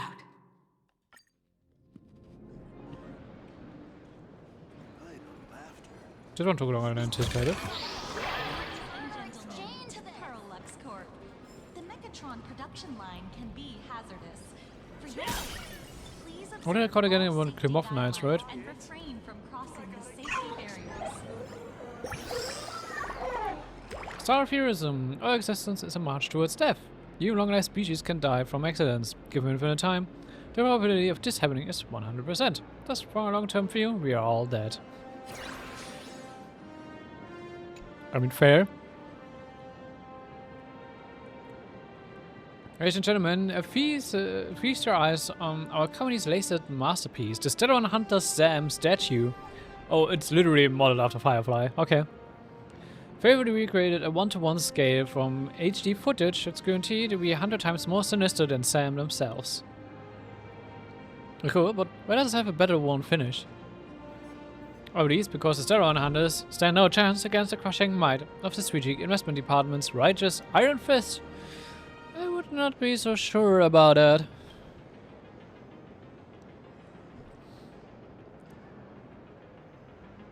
Isn't that a violation of the right of publicity? To clarify, there are 2 points to address. First, this is not a depiction of the actual Stellaron Hunter, but a fictional character from Daybreak Squadron versus Sam. Secondly, if the individual in question takes issue with the alleged infringement, they are perfectly at liberty to lodge a complaint against us in the halls of the Peer Point's judiciary, in person, of course. For your view to arrest them, I'm simply doing my civic duty by offering some sound advice. Should Sam decline to act on it, the matter rests with them. Not like they have a chance. As of this Mac, we've commissioned the renowned prototype artist Nimor Postbone to produce this game model collectible. It's now available for pre-order. But now and you will have it before the next Ember era.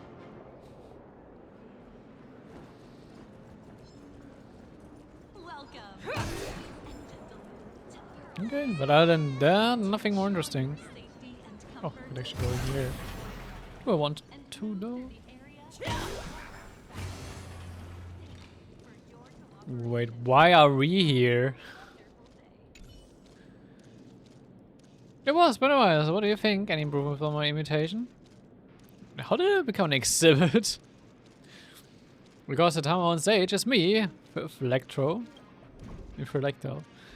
About you probably don't know the full story. There used to be a limited edition baseball raccoon figure from Fluffy across the crew sitting right here, but I figured that this fan creation strayed a bit too far from the original design, and honestly, it just wasn't exciting enough. That's why I created this recreation based on my own understanding. Please call it an art. Tons of renters keep coming to interact with me. Some pat my forehead. It feels good that I start fervouring with delight. And some tried to feed me instant noodles. I told them I don't like those and I prefer these. It totally freaked them out. Acting completely out of character. Boss doesn't really appreciate me. The mighty Flecto. Maybe I can prove myself in a head-to-head showdown. You'll see you finally see what I'm capable of. Why are we fighting him? What? The market is on price. Investing in victory means playing the long game. Never hesitate. Too slow.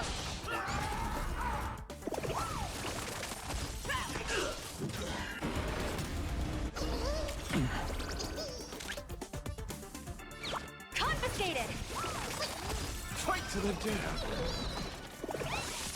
Arthur and I. Ooh. This could combo nicely. My purpose is to protect. I venture forth. I can just get it. Triumphant! Victory is inevitable!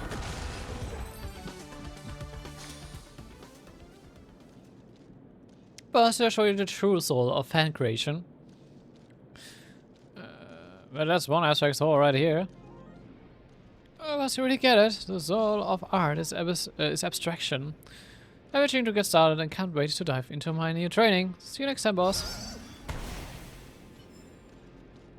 Yeah, sure.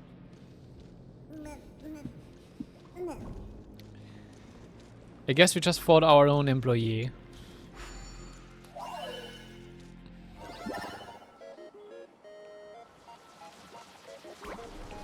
Hey, could this be held against us? I hope not.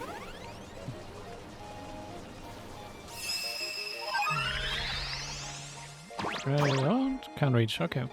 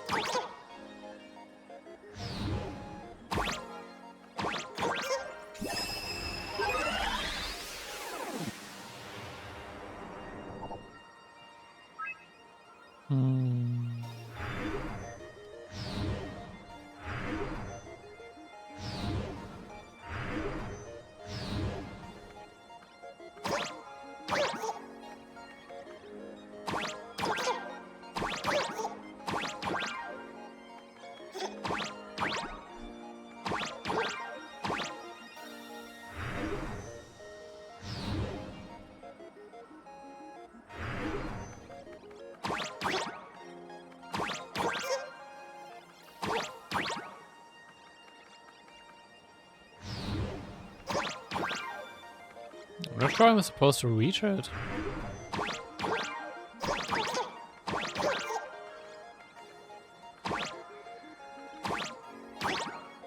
That's just barely not doing it.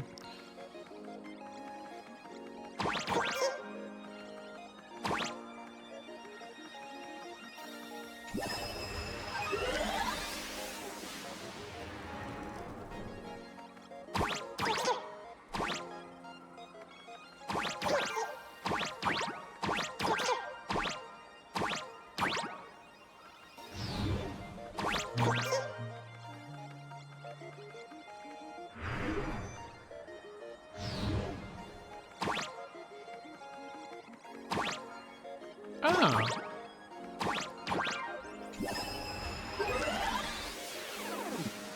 I'm really sure what the difference here was, but okay.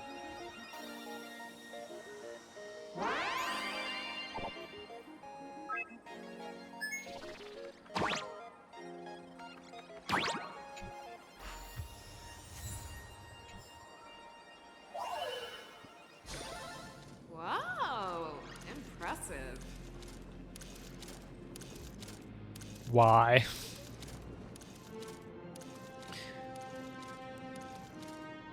This one just looks weird. How can I help you? Meow.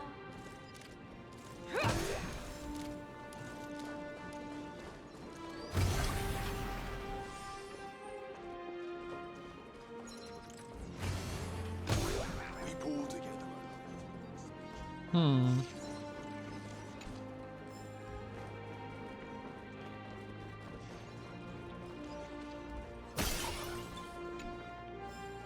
We're already running ahead where I should be, but hey. I'm just exploring.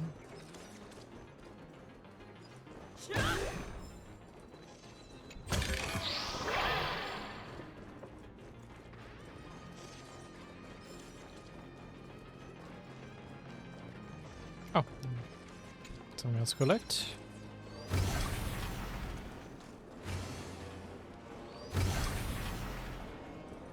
Check out the big one. Mr. Yang, isn't this your favorite giant robot? Engine of creation. There's no way that's an engine of creation. I saw it. Please, just keep it down. We're here as their guests. We should be careful about what sort of impression we leave. Looking more closely, it appears many of this Mechatron's components were never installed. Oh, what a shame. I was hoping to see it finished, to see the completed Mechatron. Imagine how it would look in motion. What a glorious sight that would be. That could also be dangerous, though. Really? In that case, Mr. Yang, let's hear it. Which one's stronger? This giant robot, or that Arahato you designed back when you were an animator?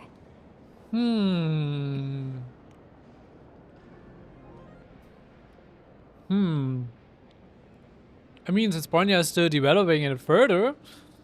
Good question. Seeing as we're on someone else's property, comparing robots from different works would be most disrespectful to the creators themselves.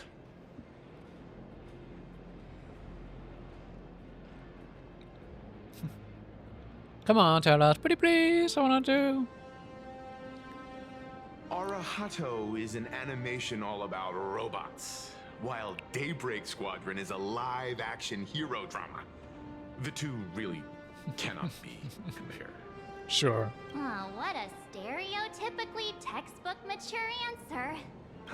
My days of being a hot-headed young man are well behind me, so please, cut this mature old man some slack, would you? We don't usually come to a place this cool. So why don't the three of us take a photo under this massive Mechatron?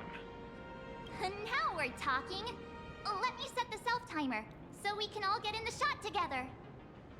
I'm not sure if I find the recasting quite fitting for Weld. It's just some minor difference, but these subtle details don't really fit as well for him.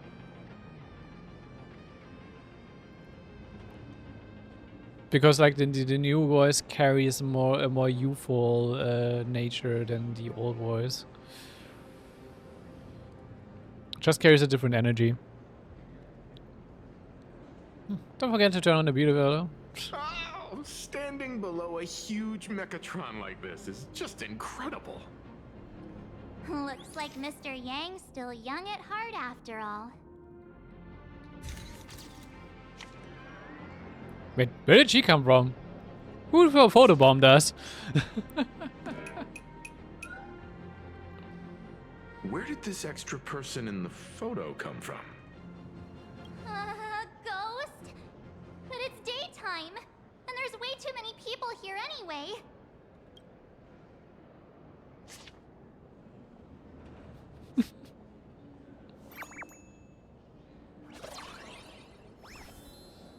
She just photobombed us. What's this now? Who are you? Oh. Why is she teleporting? Wow, this truly is a magnificent face. Oh, it's nothing like how it looks on the news. Being able to see it up close feels almost surreal.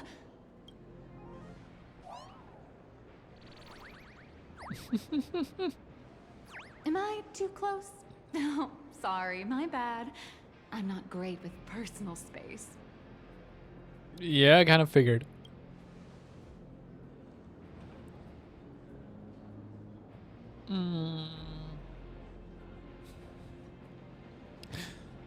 Yeah, don't scare me like that. You're probably gonna be disappointed then, because I'm totally broke.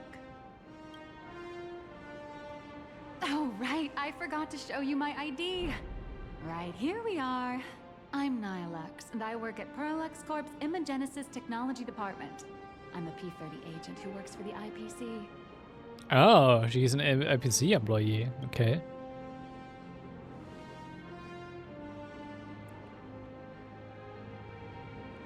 Hello, Miss Nihilux. So, what brings you here?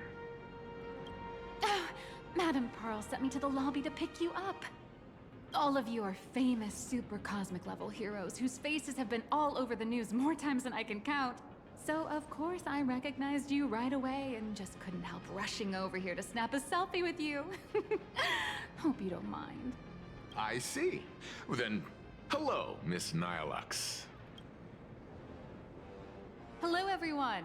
Starting now, I'll be your tour guide, taking you on a comprehensive and in-depth tour to every single must-visit place in this building. From the Mechatron imagenesis that managed to pique Mr. Yang's interest, to Miss March's favorite fluffy across the blue merchandise, I'll reveal all the secrets behind our hottest products. Yeah, I'm noticing more what the difference between the voices now is. Like the new voice is like a lot more like eager and energetic, while the like could be that just the voice actor is just a lot more eager to just like to like voice him. But the other one was a bit more like calm, a bit more reserved. Oh, seriously? I can't wait! Of course I'm being serious. If there's anything you want to see, learn about, or even get your hands on along the way, anything at all, just let me know. And calm and reserved fits well more than like eager and energetic. Why don't we head to the gift shop first? I'll get you all some souvenirs. Sure. Mr. Yang, you seem reluctant to part with the Mechatron. Want to take a few more pictures with it? I'm just curious. When will this giant robot be completed? Here's a little spoiler. That's actually part of today's tour. We'd like to invite the heroes of the Astral Express to help complete this Mechatron statue. Okay. Will it be able to move like the other Mechatrons in Plain Arcadia once it's done? That's... oh, I'm afraid it'll be a bit tricky. You're probably all aware that Mechatrons are imaginae driven by wish power, which means they don't actually have any complex machinery inside them. You know how humans tend to unconsciously imagine inanimate objects as living things that can think and move? It's this empathetic projection that grants wish power to Mechatrons. No, to all imaginae, giving them life.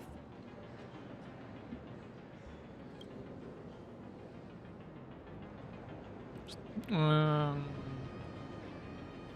what's wrong with this giant Megatron? Then? Well, compared to them, this is actually manufactured and built properly? Think away. But one person's thoughts alone won't cut it. The bigger the imaginae, the more wish power needed to sustain it. I mean, it's also an explanation. We'd need to break free from the mental shackles of impossibility to bring such a massive imaginae to life. That in turn requires stories filled with the grandest of wishes and imaginations that know no bounds. Alas, modern humans think way too practically.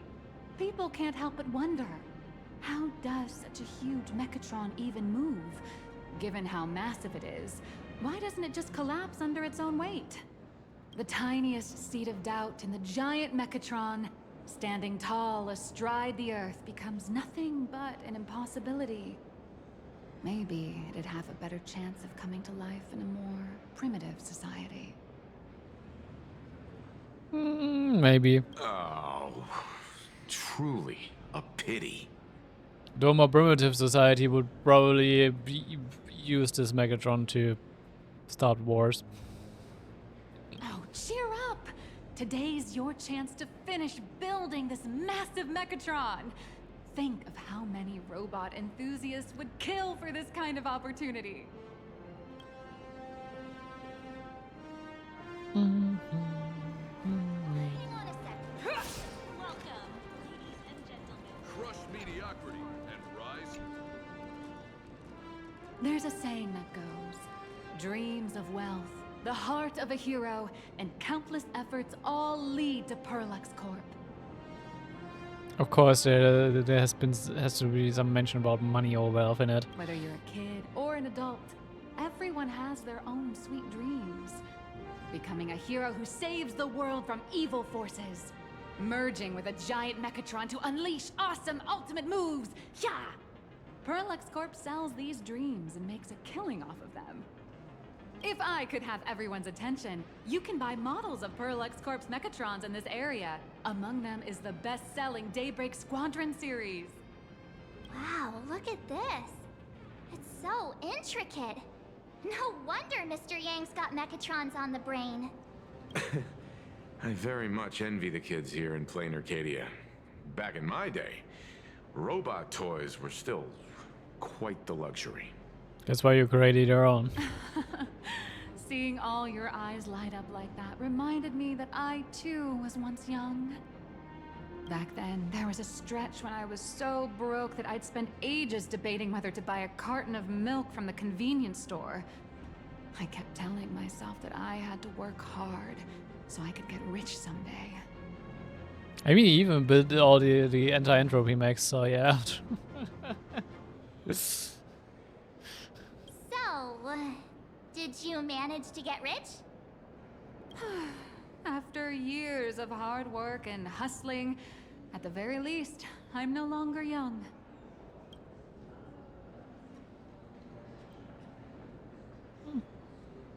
You're both young and beautiful. That's Oh, pretty nice. aren't you the sweetest? But I do have my secret to staying young. That is, lying about your actual age. Keep that in mind, just in case. Now, back to the grind. I wouldn't call it striking it rich, but I'm pretty close to making a sweet little profit. Oh, don't keep us in suspense, Miss Nihilux. Just spill the beans. Pretty please. I also actually like her design. She has a cool design. You might not believe this, but I have some friends who've been trying to create a decentralized digital currency to fight against the IPC's credit system. Are these people from Punk Lord? That's right. These people are from the Nomadic Miners faction. They've discovered a way to hijack Noose's computing power for mining and are digging up a limited supply of learned coins. And I have gone all in with everything I got on this project. Wait, are they talking about cryptocurrency? Are they bringing cryptocurrency into this now? I feel like this is a very risky way of doing things. Life's full of ups and downs, right? The higher the risk, the bigger the reward.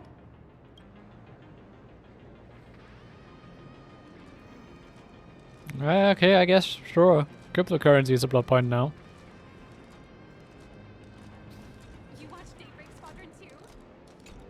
I like King Pom Pom. Hey, wait. This isn't right. Isn't this Pom Pom? I guess it's alright, but it still looks cute. And I kind of want one. Oh, wow! Oh, that's some really fine craftsmanship. This is a toy model of Alloy King Pom Pom, which hasn't been officially released to the market yet. But just you wait. You'll see even cooler toys coming up later. Are you sure there's no copyright issue with this thing? Actually, this is Pom Pom from Fluffy Across the Blue, which is totally unrelated to the Pom Pom from Astral Express. Yeah, sure, totally unrelated. That still means they're related. King Pom Pom and Pom Pom are different characters. You really shouldn't be making cross-franchise comparisons. Speaking of souvenirs for the Express, I bet nothing could be more perfect than this toy. Wait, why is it that I not voiced? Well, it feels a bit one-sided if I'm the only one giving a gift here. I have a small favor to ask. Would you mind taking a photo with me by that headless Mechatron statue over there? And maybe signing the photo too. I'd love to leave it as a memento for the staff at Perlux Corp. How's that sound? If you're willing, I can pull a few strings and use my access privileges to give you all the gold-plated prototype of the yet-to-be-released King Pom Pom Alloy Armor 999, the only one in the entire universe. Just give it a thought. Just dragging a bargain here. I think they as expected of a P40 agent. It's nothing, really. When heroes from the Astral Express grace our humble establishment, how could we not offer something special? It would be unworthy of your status otherwise. It's all up to you. Come on, let's go. Right, sure, I guess. The officially licensed Fluffy Across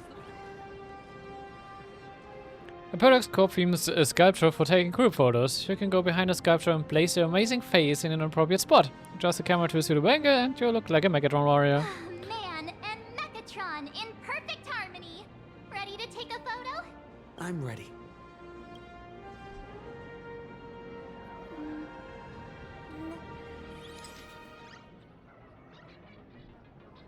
Of course you get a golden one.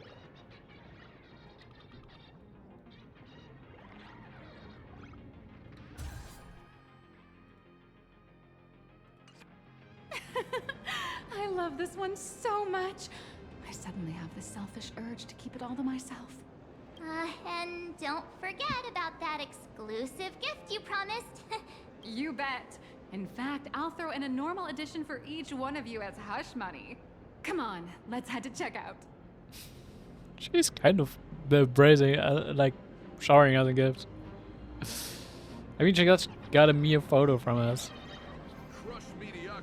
And now we get like a golden special Alloy King pom-pom version and like a normal one for each of the nameless. Oh wait, there's a pipe down here somewhere. Where? I'll check it out later. How are you doing? It's my pleasure to serve you. I'd like to present each of our 3 distinguished guests from the Astral Express with an Alloy King pom-pom toy model as a gift. Sure, you got it. For the gift expense record, could you please provide your employee ID? Please charge these expenses to this employee ID. Huh. This is Madame Pearl's ID number. Sure, we're charging Pearl for this. Sure. Pearl ID number? After all, you are esteemed guests invited by Madame Pearl herself. It would only be fitting for the gifts to be presented in her name. Does Pearl know about this? I see. Please wait a moment. Your Alloy King pom-pom is all packed up. Would you like to take it with you, or shall we use our delivery service? Since we still have the tour to go through, please just have it delivered to the Astral Express. No problem. Hope you enjoy your visit here. Now that the gifts are done, I'll take you to the Mechatron Design Lab. King Pom Pom LOM 999. This is the part I've been looking forward to the most. Does it actually do anything, or is it just like a placeholder in my inventory now? Here.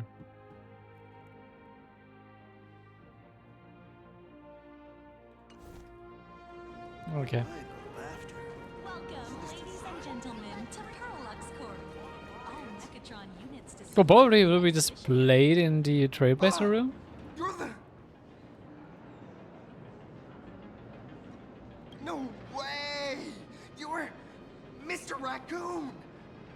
No, that's not right. You're oh, from the Astral Express. Wow! And is Miss March Bunny herself here too? Hi. I actually prefer to be called by my real name, March 7th. This is Mr. Yang. How lucky to meet 3 members of the Express crew at once. I'm a huge fan of you all, especially my senior. I haven't missed a single episode of Fluffy Across the Blue. And I've even bought all the collector's editions. Damn, we got a really crazy fan here. Oh, how could this guy say he likes you more than me to my face? Good thing I'm not that petty. Yeah, you're not. Totally not. Don't worry, March. It's hard to tell if people in this world love the real Express crew or just the cute animal crew from the Fluffy. I don't just follow the Fluffy series. I've been keeping tabs on all your adventures in Bellabog, the Cienjo, Penacony, and Emphorius. Though, it's such a shame there's so little video footage of the Emphorian War online. Oh, right. I just rewatched the scene where the Trailblazer embarked on another trailblazing expedition in Holy Grail Stay Night. Oh, your speech was so inspiring. Yeah, I find it funny that like the Fate Stay Night crossover is being mentioned quite a lot in the story. It's kind of cool, actually. What's up? You're making me blush. Oh, right! I have a precious trash can in my collection at home. If I'd have known I'd meet my senior today, I'd have brought that can with me. Why do you want to gift us with trash cans? I mean, yeah, I know the trash cans are a joke for the Trailblazer, but why? Could I ask for your autograph? If that's okay with you. Just sign my clothes, please. I'm never gonna wash this ever again.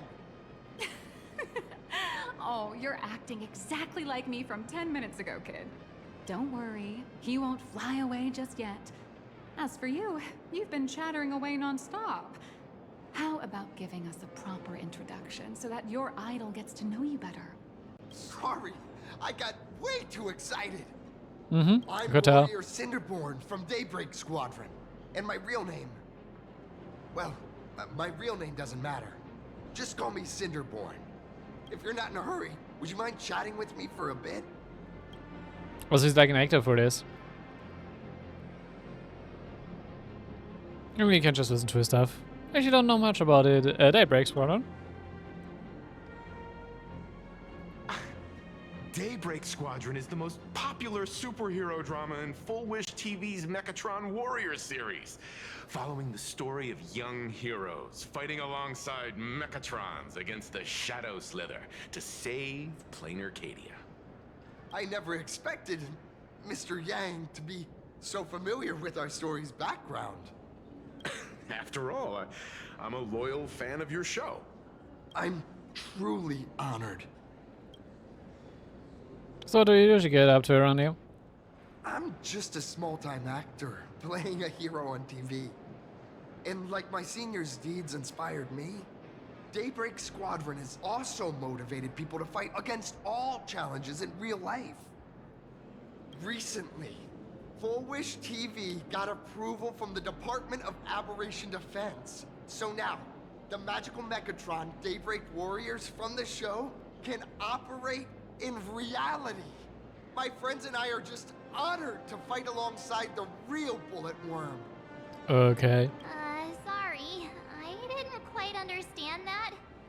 So, are you still an actor or not? How should I put this? My teammates and I are both actors and real masked heroes. Whenever disaster strikes the city or evil threatens citizens, we show up alongside Mechatron warriors to protect everyone. Are you sure you're up to the task? Especially during the games. During the Phantasm Moon games.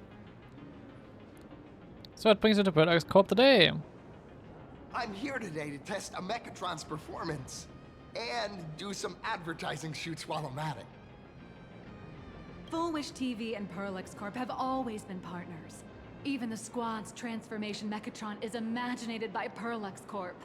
The more popular Daybreak Squadron's drama becomes, the more wish power flows into the Mechatrons, making the squad shine even brighter in reality.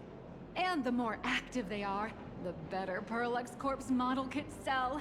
It's a perfect, virtuous cycle. Yeah, profit.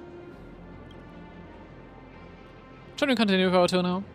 Oh, sorry for taking up your precious time with all this chit-chat. If the crew hasn't visited the combat testing area yet, I'd like to volunteer myself as my senior's opponent for the test. If that's all right with you. Wouldn't it cost damage for the place? Well, of course I know your bat could send us all flying with a single hit. This time, we'd like to invite you to experience synchronized Mechatron combat. Okay. The hero of the Astral Express gracing us with guidance and leaving some data would surely make the staff here very happy. Oh, what perfect timing! The combat testing area is also part of today's tour. That's the way to fame for ya. Don't let down those kids who look up to you. I feel like this tour will be dragging on for quite a while. Honestly, that's my weakness. I can't allow myself to let adorable kids down. First, have everyone take part in the assembly process for the Mechatron in the control room. Then, using this Mechatron as a template, we'll build a smaller unit for him so he can try out the combat test program. So, follow me, everyone. Mm-hmm.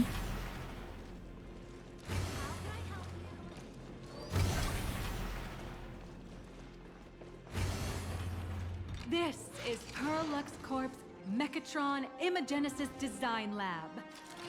15 years ago, the first Mechatrons of Plain Arcadia were born here, and they immediately gained widespread social influence upon their debut. 15 years, huh? Today, Mechatrons have become the most common and iconic symbol throughout the streets. You could say that Mechatrons are the first and currently only Imagine that can be mass-produced on assembly lines. Interesting. That's when I kinda really need that many Megatrons.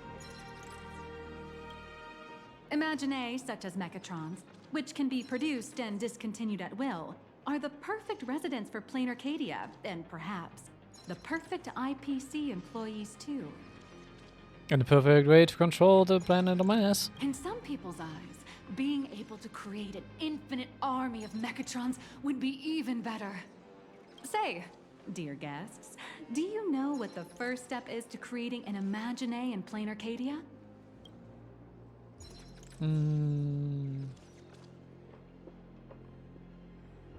Join a physical form. As expected of the name list, you're quite knowledgeable about the customs and culture of the world you've set foot in. Drawing the physical form means humans using brushes to give shape to fictional beings, which was originally the domain of professional artists. But here, collective creation and standardized Mechatron blueprints have replaced traditional artwork, improving standardized workflow efficiency and reducing wish power resource waste. In short, this is the industrial revolution everyone's been chasing. Uh-huh. Oh, to think that even Imagenesis, a skill as magical as this, could be industrialized. I'm suddenly starting to admire the IPC. In a weird way, yeah. I guess. That's nothing. Our company aims to create 2 billion Mechatrons for social production and public services before Arcadian calendar 2030. And that includes special combat Mechatrons like the Daybreak Squadron. That's a staggering number. But can the wish power of the people here really sustain so many Imagine? That's why Perlux Corp keeps churning out animations and hero shows one after another. In other places, these are just entertainment. But here, they're legit breeding grounds for spiritual energy. All of this shall serve Madame Pearl's grand goals and ideals. All right, back to square one. First step, let's go print the Mechatron structure blueprint. Can we like design our own mech now? Please adjust the Mechatron design parameters according to your needs.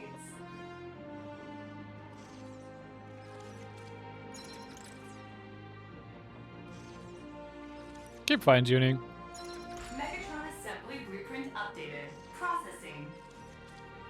Printing.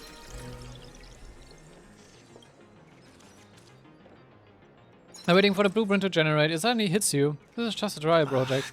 Could it be that no matter how much I adjust it, the final printout always comes out exactly the same?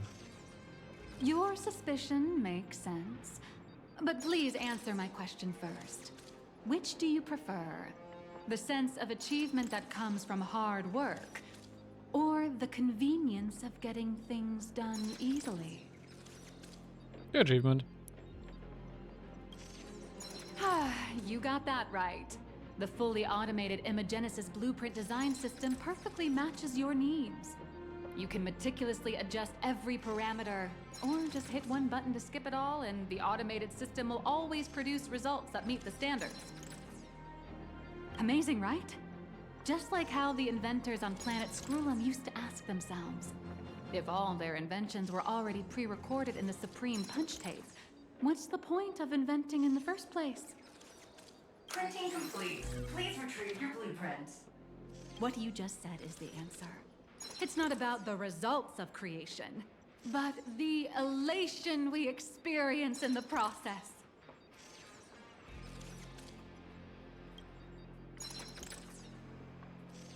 Okay, so we don't get to configure our mech. Sad. Oh, hello. But please show me your Mechatron assembly blueprint. No problem. The blueprint has been recorded. The Mechatron parts are ready to go. Hope you enjoy the experience. Mustang, you're not coming along? No, no. March and I will just watch you play from the side. Now then, please follow my guidance to complete the Mechatron assembly. This experience mainly involves assembling 3 parts: the arm, the shoulder armor, and the Daybreak blade on the back of the Mechatron. Go for it, little raccoon! Assemble the Magico Mechatron Daybreak Warriors and save our city! All right, Sure. everyone. I'm heading out.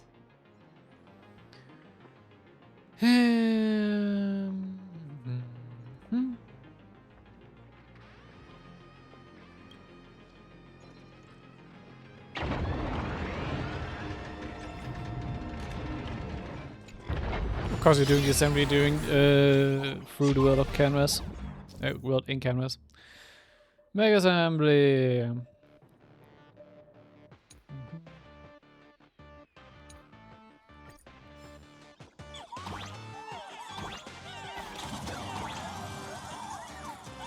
The first step of assembly is to remove each part from the frame, one by one.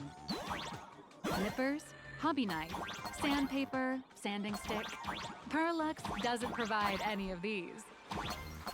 But don't worry, the explosive device will solve all your problems. Just step on it, bravely.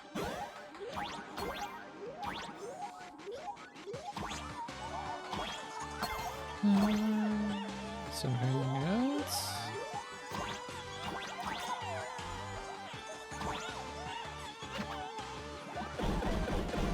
It may look brutal, but it leaves no burrs. And that's the magic that we at Perlux Corp are so proud of.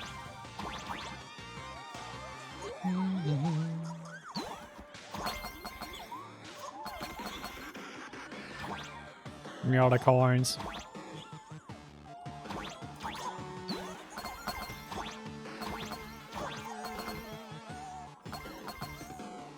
You can just like do this.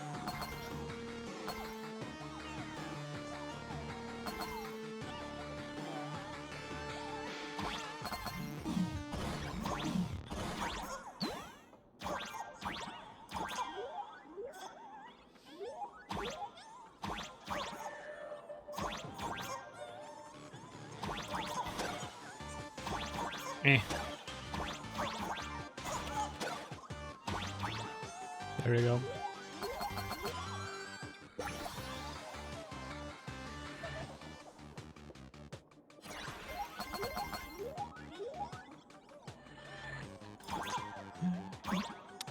I don't want to be stuck to the wall, thank you.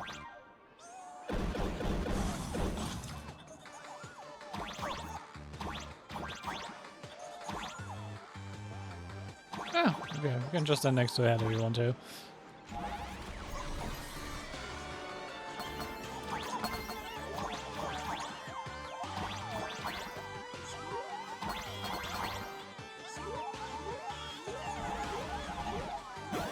Ah, I see.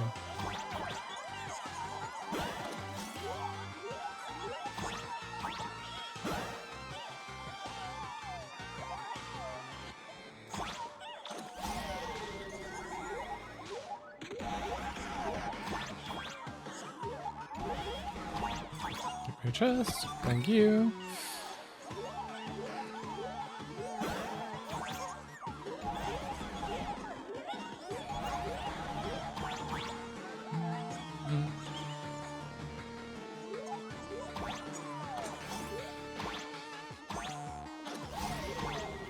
Something over here? No.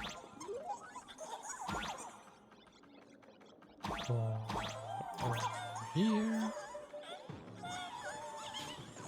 I guess not. Next, please activate the mechanical maintenance arm and align it with the shoulder joint base to connect the arm. Already done. Good. We're done with the arm for now. Next, activate the mobile maintenance rack and adjust the mech armor to the shoulder armor panel position.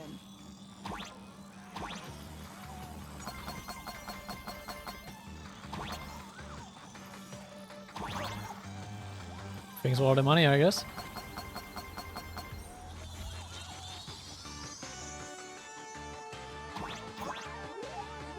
Okay, you jump on top of it. No, it's in the background. I don't think so. Just like before, the first step is to remove the parts from the frame.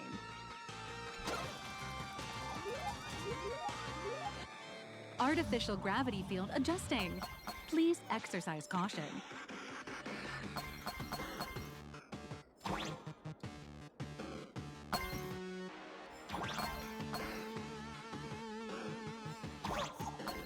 Wall jumping down is weird.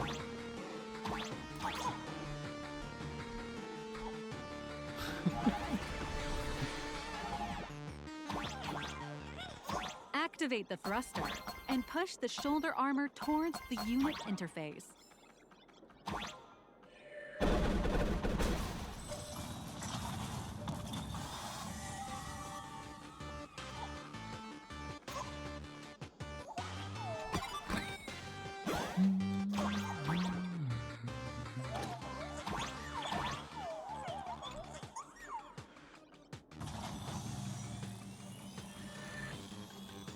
Beautiful. Absolutely beautiful. This giant Mechatron is truly the soul of Perlux Corp. What's left? Oh, yeah. Now, for the final part. Please install the Daybreak blade on its back.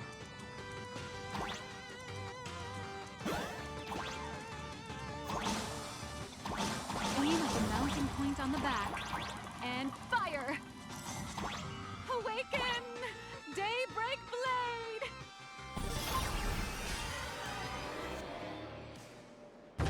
Mission accomplished!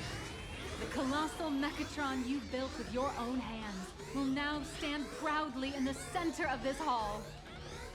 The great hero of the Astral Express has graced this place, left behind a blueprint, and even contributed their own inspiration to the completion of the Mechatron statue. What outstanding promotional material this is for the marketing department. Of course.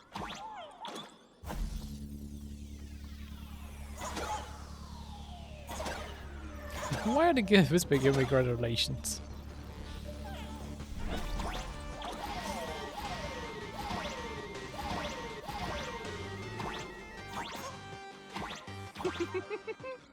A new hero is born right here. Knew it. Step forth, Mr. Little Raccoon, and become the guardian of Plain Arcadia.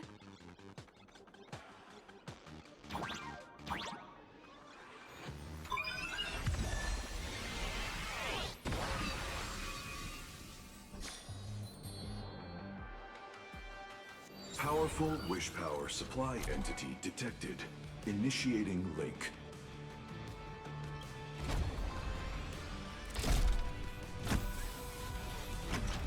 Mechatron synchronization rate 15%. Assembly complete. Could the next step be? That's right. With the completion of the Mechatron assembly, it's time for some heart-pounding combat. Okay. Mechatron synchronization rate 39%. 42%. Your little fanboy, Cinderborn, is eagerly awaiting some pointers from you. But this is not Valimar. If I'm fighting a mech, then I want to fight in Valimar. While we can't power up this big guy, I've printed a small unit. Now it's time to show you how a Mechatron fights.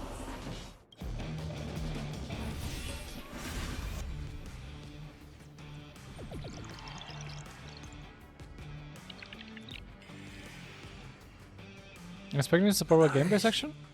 Merged with the Mechatron? Where am I now?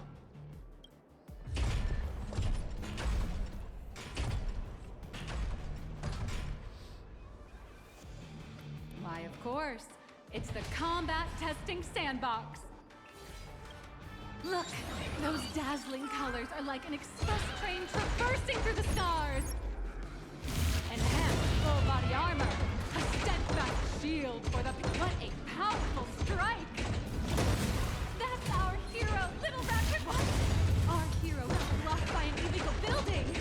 City, what are you doing? No choice left. Smash it to pieces, hero! Just focus on dealing with the city's crisis and let Madame Pearl worry about the compensation. Duo Mention City has made it through the worst of it! Hero. Do we press on? Or wipe out the monsters entirely? This is tiny.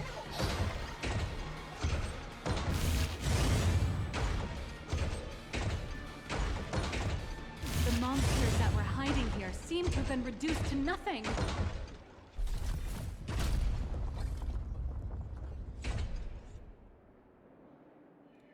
Could it be the one and only trailblazer of the Astral Express walking towards us? Blaze Weaver, okay. Zeit, Comic Galactic Baseballer. Galactic Baseballer! We've been expecting you. Although the giant shadow crisis in Duo-Mention City has been dispelled, the real battle for you and the Daybreak Squadron is only just beginning. As the old and new generations of superheroes, you will face off here to determine the victor! Forged by raging fire, burn away the Guy looks really enjoying the this. star that set the world ablaze! Blaze Weaver! Slice through the skies, flames of lightning! From the blue heavens descend, Azurling! Kah! Shatter the eternal night, light blazing bright, the radiant bow of hope, Dawn Lance! Cut through despair, unyielding blade of steel, edge that never fades, Cinderborn! You can do it, friend! Darkness wanes, and dawn awakens! The Daybreak Squadron arises! Wow. Hold on, we're in the store now. This is an official challenge from the Daybreak Squadron, great hero of the Astral Express. If we defeat you, we hope you'll accept our invitation to become the honorary Phantom 5th member of the Daybreak Squadron and help us safeguard the peace of Plain Arcadia. Alright, how nice. Ha ha! I admire your confidence. Hey Greg, didn't you have something to tell your hero? Now's your perfect chance.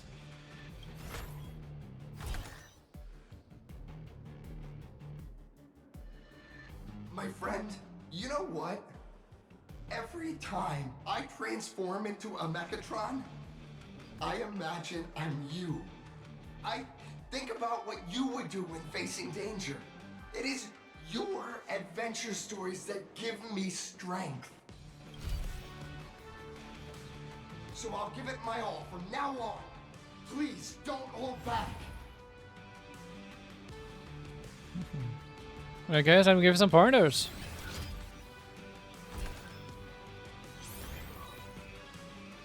I'm not sure how good we are in mech battles, but okay. Let's settle this on the horizon, where the vengeance moon rises! Let the two of us see what That's actually a turbo-based battle.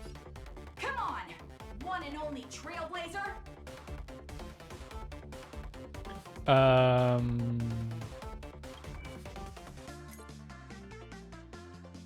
What are actually my abilities? Again, stack of Daybreak Will. Daybreak Temperance State, causing items to immediately take action.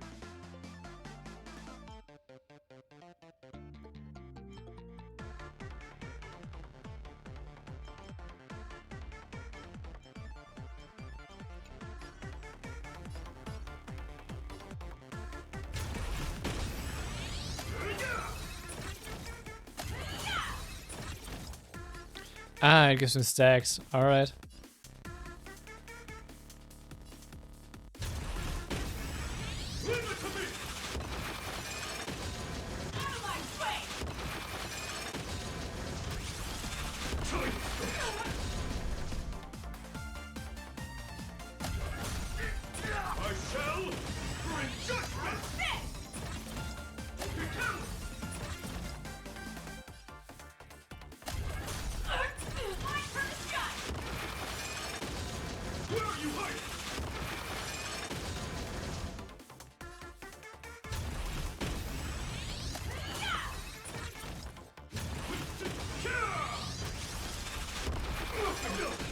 As expected of the Astral Express hero.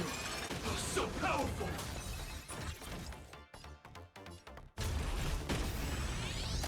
I mean, just being defensive. Boss, Gray, I'll leave the rest to you. The honor is mine to cross blades with you. As heroes, we'll never back down! For justice! Face your struggle!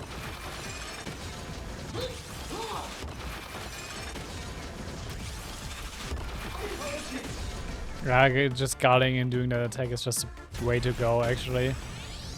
Unite as one! Never! This strike contains all my respect! Bring it on! What? Even the invincible little raccoon is reaching his limit?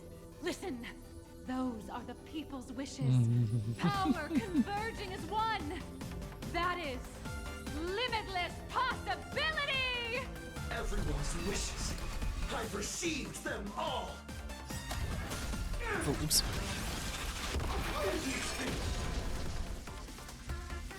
That's not what I wanted to do. Trailblaze Infinity! Underestimate me!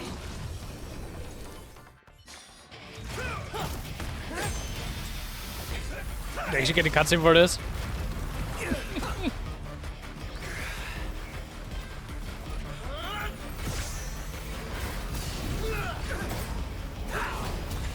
I mean, this is looking cool.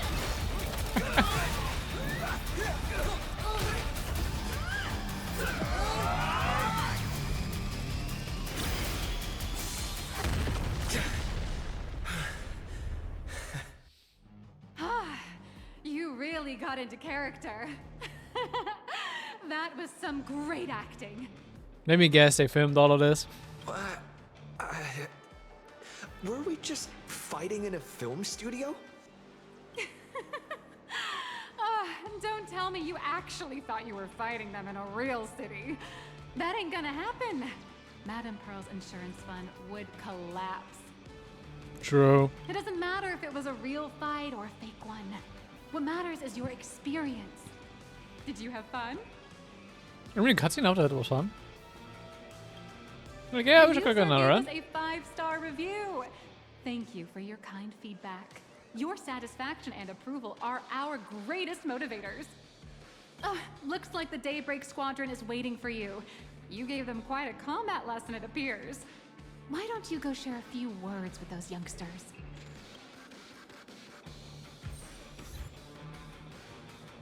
I feel like Mechatrons with cat ears would really take off. I want to just do this puzzle here first.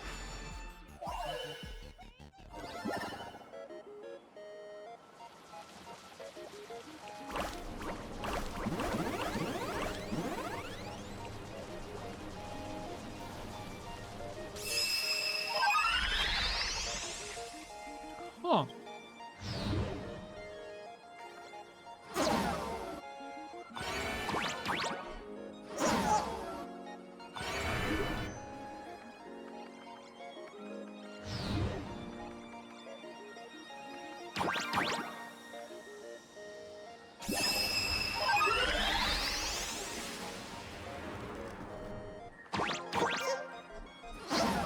I'm stupid.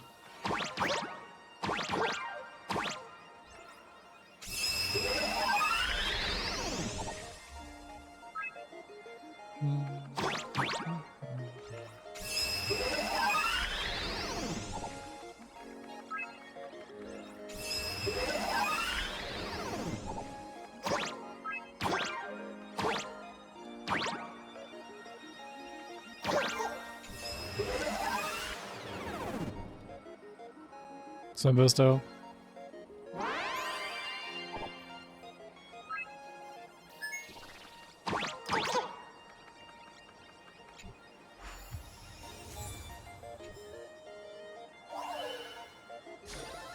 Wow, impressive.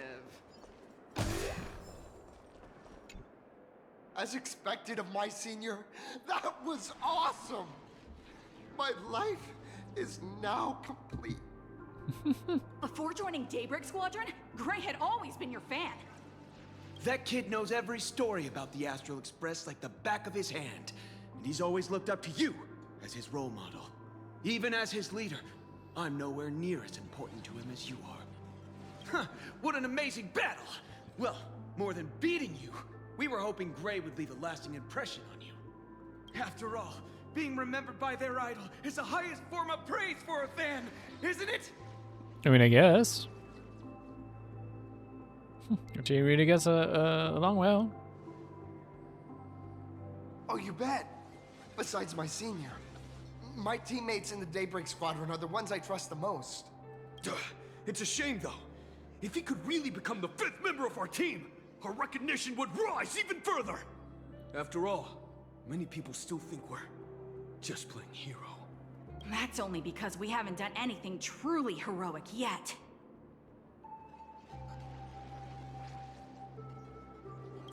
Don't worry.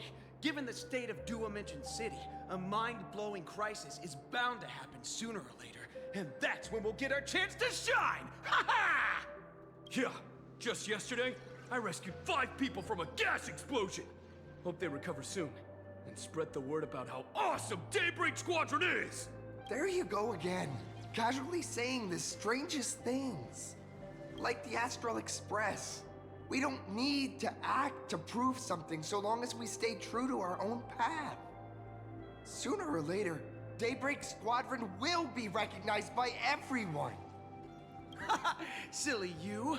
Is the Astral Express all you ever think about? Why don't you just go join the Express as one of the Nameless? Come on. Don't make fun of me. I'm still just a rookie. How could I possibly be worthy of boarding the Express and fighting alongside seasoned veterans? Plus, he also already got a good team going for him. Don't want to stay true to your own path? Anyone who perseveres in their own life is a hero indeed. Thanks for your guidance, Trailblazer. And lastly, I wonder if you could take a picture with the rest of us. So much picture pegging today. Trailblazer, please, take a photo together with us. Whoa! My senior's so close to me that my heart's beating like crazy. 3, 2, 1. You look a bit out of place, but hey, sure. Darkness wanes and dawn awakens. The Daybreak Squadron arises. Time's about up. We should meet with Madame Pearl now. Did you just disappear with the flash of the photograph of like the following taking? Oh, right. Want to say goodbye to your big fan before we go? You just talk with them. Yeah, sure. I guess we can talk with him again. Blue, yellow, you guys were amazing back there. If we record this for promo material, we'll definitely get a ton of new followers. If only we could have beaten the Nameless. We were actually so close during that Megatron fight. What are you talking about? There's no way we could have beaten the Trailblazer. Well, it's not entirely impossible, I'd say. Ever since I converted, I feel like both my mind and body have become so much lighter. Gray, you really should join us and do the same. Gray, Being a masked hero means facing all kinds of dangers. You definitely feel pretty bad if you couldn't contribute your strength to the team when we needed you the most. Oh, looks like your idol's here to see you. We'll wait for you backstage. Great. Senior? You good? Me? I'm fine. Totally fine. It was no surprise that you took us down without breaking a sweat. It's me. I'm just too weak. I'm always hesitant, whether in combat or dealing with life. Even though I know I can never become an amazing hero like you, I've always been trying my best to get closer to being like you. It's a bit embarrassing to admit, but no one ever taught me the principles of how to live and behave growing up. I dropped out of high school pretty early and started hanging out with street gangs. Every time I threw a punch to intimidate someone, I thought I was being a hero. For that to end up as an actor who's actually like doing good stuff. Impressive in itself. But when I saw how scared those people were, I had this nagging feeling that maybe I was doing something wrong. Later, when I read about the Astral Express story online and learned about your legendary deeds, I finally understood what it meant to be a true hero. Looking back at how immature and awful I was, I made up my mind to leave my old organization. Now I too have a chance to become a hero like you. Together, with my brothers and sisters in the Daybreak Squadron, I can bring happy smiles to the residents of Plain Arcadia and protect them whenever danger appears. But I'm just too weak.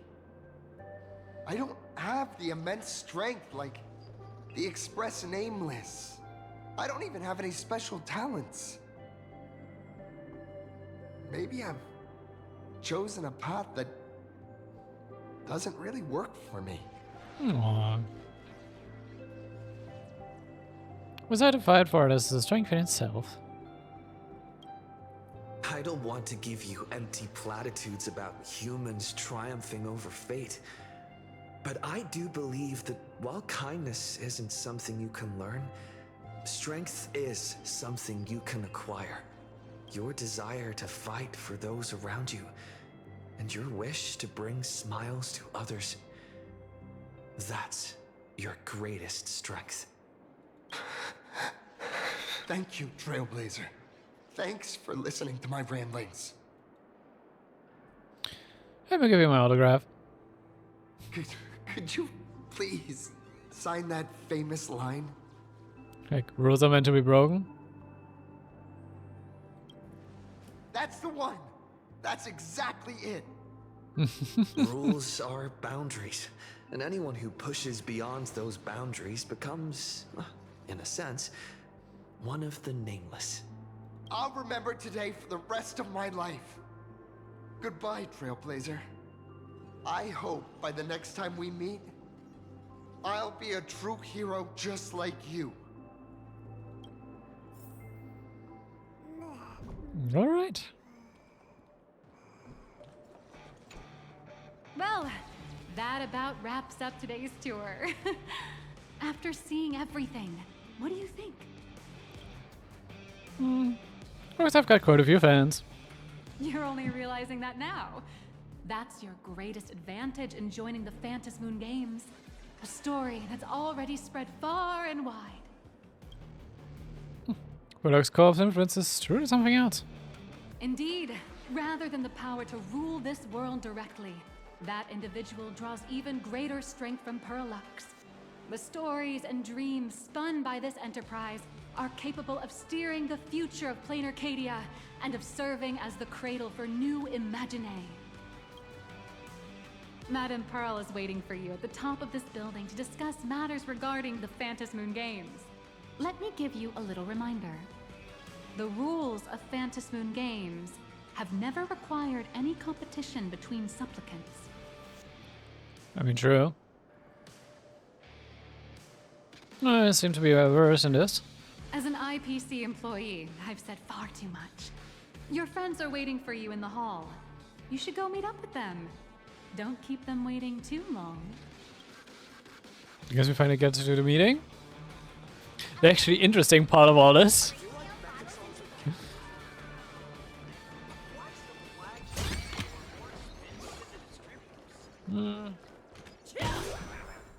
And I guess we could also do this.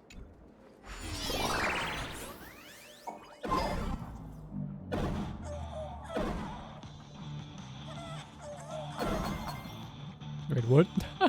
You're being chased by a whisper?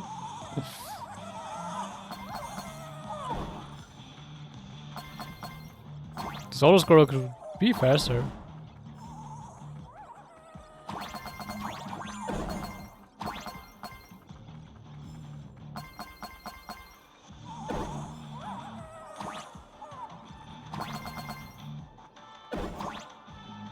Come on, this auto scroll is slow.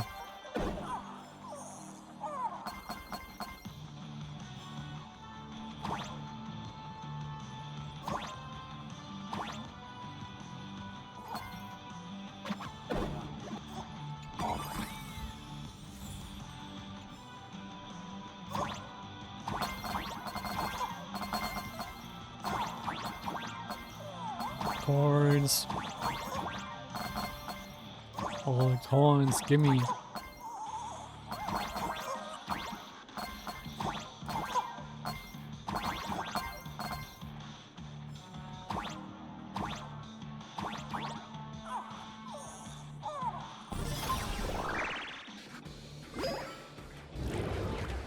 Hello.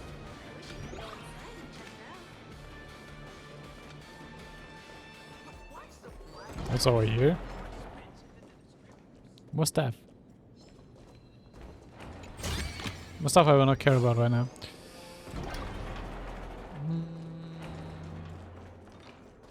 Just go down here.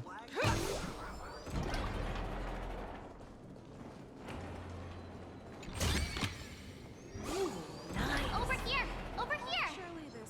Dude, you're back in the main hall. Mr. Yang and I watched the whole thing on the screen.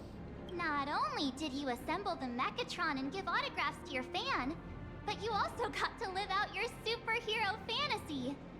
Did you have fun? I mean, I guess it was nice. Mr. Yang's looking at you with such loving eyes. Like a parent watching a kid riding on a carousel at an amusement park. Indeed. Seeing him so happy reminds me of my younger self. What are you talking about? Mr. Yang, you're still as young as ever. Oh, right. We've been wandering around here for ages and seen everything there is to see. What's this Madame Pearl really up to? I understand everything she wanted to show us. There are just a few questions I'd like to confirm with Miss Nyalux.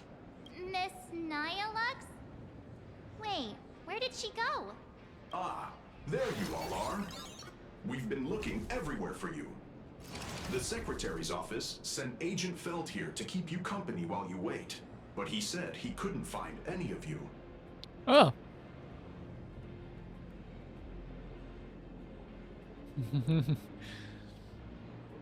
Just about that was even pretty suspicious. Wait, if Mr. Feld is the one who's supposed to meet us, then who is Miss Nyalux? Miss Nyalux? Who? Agent Nyalux, an IPC ranking P30 who works at Perlux Corp's Imagenesis Technology Department. P30? Imagenesis Technology Department? Since when did Perlux Corp have an Imagenesis Technology Department?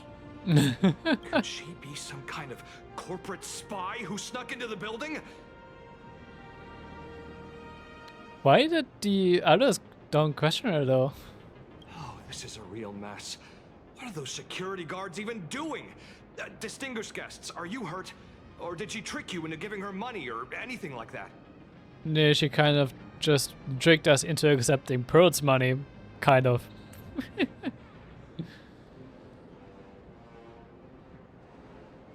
Or I gave her an autographed photo. This lady seemed totally legit. She smoothly guided us around the place like a pro. I thought she was one of your people. I need to report this to security right away. She can't have gone far. Let's catch her in the act. Thank you for your help. Astral Express crew, Madame Pearl has been waiting for quite some time. If it's convenient, shall we head out now? I'll show you the way. Alright, what's up with the Nihilux character then? Please inform Madame Pearl that the 3 guests from the Express will arrive shortly. Let's go, finally. Ladies and gentlemen, to Pearlux Court. All Mechatron units displayed.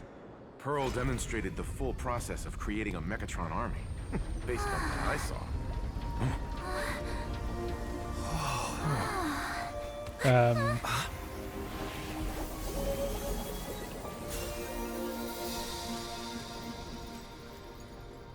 Damn.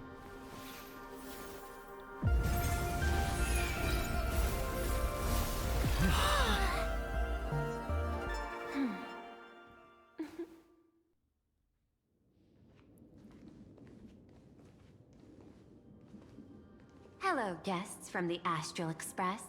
Nice to see you again. Thank you for your gracious hospitality, Madame Pearl. I understand there was a minor incident in the lower lobby involving someone impersonating a Pearlux employee. I hope it didn't spoil your enjoyment. I mean, she was fun.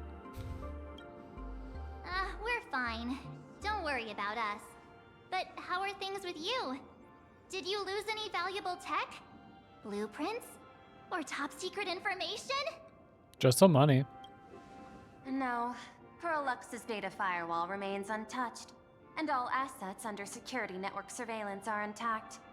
The only change is an additional expense claim under my employee ID. Never mind. I can make a preliminary assessment that this was the result of someone's momentary impulse. Lately, mishaps have been piling up, like dark clouds before a downpour, casting shadows of uncertainty over my plans.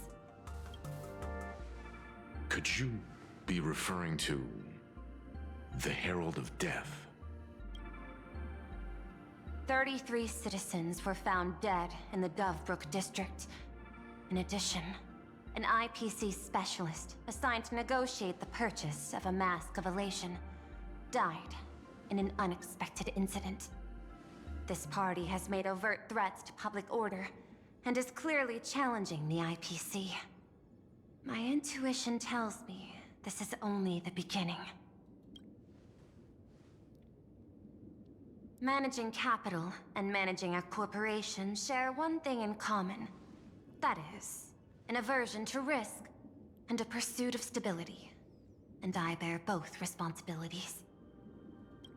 As the executive officer of Plain Arcadia, I bear an inescapable responsibility for the safety of this world. As one of the 10 Stonehearts, I hope to bring the Phantasmoon Games to a swift and safe conclusion. Rather than staging another dangerous battle, like what happened at Graphia Academy, I hope the supplicants can show the people of this world miracles of joy and happiness, instead of sorrow and rage during the Phantasmoon Games. I kind of expect there will be a lot of fighting, actually.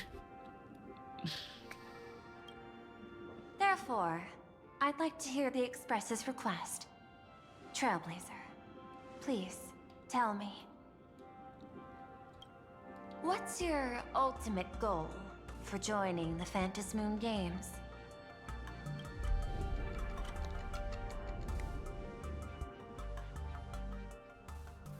Good question. Before setting off, he spoke to Himiko about the goals for the Phantasmoon Games. You mentioned earlier that you wanted to talk about the Phantasmoon Games with me? About the goal of the Phantasmoon Games. I'd like to talk about our ultimate goal for participating in the Phantasmoon Games. Huh. Got something in mind? I think the rules and rewards for the Phantom Moon games are a little too vague. That's exactly what I thought when I joined the games 15 years ago. These games allow supplicants to do anything, good or evil. As a result, everything that unfolds in the course of these games exists beyond control. What's more vague is what can winners do when they share the power of the elation. According to legends and historical records from Ahatopia, victors typically first witness the manifestation of Aha themselves. They listen to the victor's wishes and grant them permission to use their power. And the applications of this power seem to be boundlessly vast. When faced with countless choices, the situation becomes even more thorny than having no choice at all. True. If you could do anything, then yeah. What will you do first? Sometimes I wonder, if we had agreed to become the leader of the Anti-Destruction Alliance, how would this trip have turned out? Aha to be the leader. If I win, I'll give up sharing Aha's power and ask them to be the leader of the Anti-Destruction Alliance. I mean, that would be actually funny, not gonna lie. That's such a hilarious idea. I can totally picture it. We're being that serious. I get it. That's actually a brilliant idea. To begin with, this is far more meaningful than taking up a god's authority and squandering it freely for a single minute. Secondly, placing an Eon on the righteous cause of opposing the universe's greatest threat is something neither the IPC nor the god itself could reasonably object to. Finally, this would also help us avoid the risk we currently face. Cooperating with the IPC while remaining wary of being drawn into its ambitions during the operation of the Anti-Destruction Alliance. Though, do we really want the Jester to, like, lead the Anti-Destruction Alliance? If we handle the negotiations well, perhaps Aha could stand behind the Astral Express. Just like our cooperation with the Xianzhou, where we could maintain distance from one another while offering support from afar. The only question is, will Aha agree? Don't worry about that. From what I know about them, they'll agree. What kind of god of games would they be if they broke their own rules? Besides, they still owe the Express a debt. How so? Is this... This is their IOU for the Express debt from when they were traveling with Akavilli, complete with their signature and seal. Aha was it nameless? The nameless Aha debt statement. Solely for the sake of fun, I have on numerous occasions during my voyage aboard the Astro Express misappropriated and vandalized public property of the Express, thereby incurring financial losses to the Express and liability for third-party damages. Having received the conductor's earnest instruction, I have come to a profound realization of my transgressions. I hereby itemize all outstanding reparations below to be settled at the future date. The itemized list for reparations due from Aha is as follows: a telemicrowave oven, 1 unit, a supersonic slivers, 2 pairs, optical camouflage cloak, 1, anti-gravity levitation carpet, 1,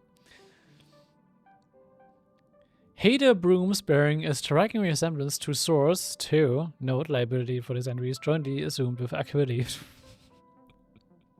Okay, a little Ivan tooth, 2, trimmed conductor's outfit, organ dragonflies deposited by the morning actress, 2.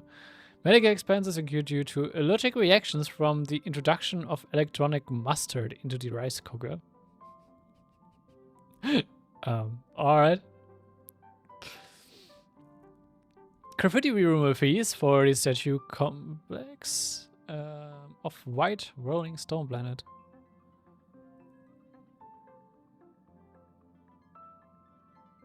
How long is it for to skip everything? I don't know. I've looked through all of them forests since I don't skip stuff, so yeah. Repair costs for wards in the Museum of Animated Arts and recovery expenses for escaped collection items. 3 portraits and 7 specimens remain unaccounted for to date. Incident during extravehicular angling, an erratic combat fish caused a collision resulting in damages to 3.1415926 solar sails on the planet Goldberg. Is this pi? Note, liability for this entry is strongly assumed by Familiy. Satellite unit from the Centurial Stellar Ring. Quantity 1.5. 6 Isaacs of the Duchy of Furante. Quantity 9. 1 anti-beast horde naval cannon sourced from the Orlinicium Exhibition Hall and 1 artificial satellite. Neutralized via accidental discharge. Wow. Several pillars lost to the atmosphere of planet Sly during a pillow fight, inclusive of Conductor Pom-Pom's favorite bolster. Most of these are just silly, but I like it. It's so on brand for her. Fines levied by a cosmic paleontological conservation association regarding gastric ulcers in a void song whale, induced by an unauthorized expedition within the creature's stomach. Sometimes I just feel like they just like throwing random English words together for like titles and stuff. Xenohydra was released from the custody of the architects. 3. Okay, so is this from Belobog? Roaring Golden Pophos 1. Accrued multiple outstanding tabs at World's End in the capacity of a nameless. Shocking lengthy entry and extensive enough to reach the ground. Crispy crumble pom-pom pie 22 times, of which 3 were utilized as fishing bait, 9 dispensed as yak fodder, 10 deployed as projectiles against space pirates during a skirmish. Nice. 3 detectives made sincere apologies for the misappropriation of the conductor's labor-intensive provisions. Half an Astral Express. Wait, what? What did he do to the other half? Adapter aha. This scroll signature looks sketchy no matter how you look at it. Is this really from aha themselves? Passenger, use this to blackmail them. That one will definitely give in to your demands. Okay, I never expect a pom-pom to suggest we blackmail someone.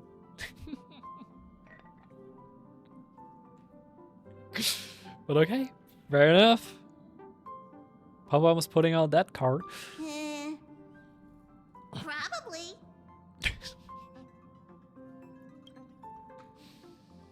So, you're saying you want Aha to take on the leadership of the Anti-Destruction Alliance? That's such a weird, but kind of smart idea.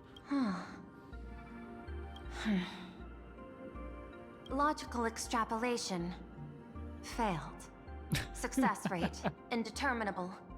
This peculiar proposal nearly brought my thought process to a halt. It is kind of random. This request is far too lacking in structure, yet within an irrational context, it seems to conceal a certain kind of logic. If the universe is the master of Elation's playground, then they should do something about this playground that's about to be destroyed. As expected of the Trailblazer, your thinking is so out of the box. I've learned something today. However, I don't think you stand much of a chance in the games, because I've joined as a supplicant. Huh. So there's gonna be a boss fight? Not a single rule in the Phantasmoon games requires supplicants to engage in combat, so there's no need for hostility between us. Plain Arcadia's administrator is a supplicant? At the same time, She has at her disposal assets of staggering magnitude. What, Perlux Corp among them. Mm-hmm. Aww, with money and power on her side, wouldn't her chances of success be way higher than ours? As I previously proposed to Miss Himiko, I'm willing to cooperate with the Astral Express to ensure the smooth progression of the Phantom Moon Games. But the Astral Express isn't your only partner, is it? Like, she has Ashrail, and she also did a partnership with Silverwolf. I have 2 other allies. However, you all are my most promising ones. Once the Astral Express joins, it will maximize the safety and success of this Ionic game. And I will do everything in my power to fulfill my partner's wishes within that limited minute. She's here to recruit us. As we told you before, our strategy is to become a sail, advance and retreat together. The Astral Express is not a lone supplicant, since we have our own allies in the games. And we have 2 supplicants in the game. An ally like Sparksy? It's true that you defeated her and took her mask. But given her typical decision-making style, Sparksy isn't exactly what you'd call a reliable ally.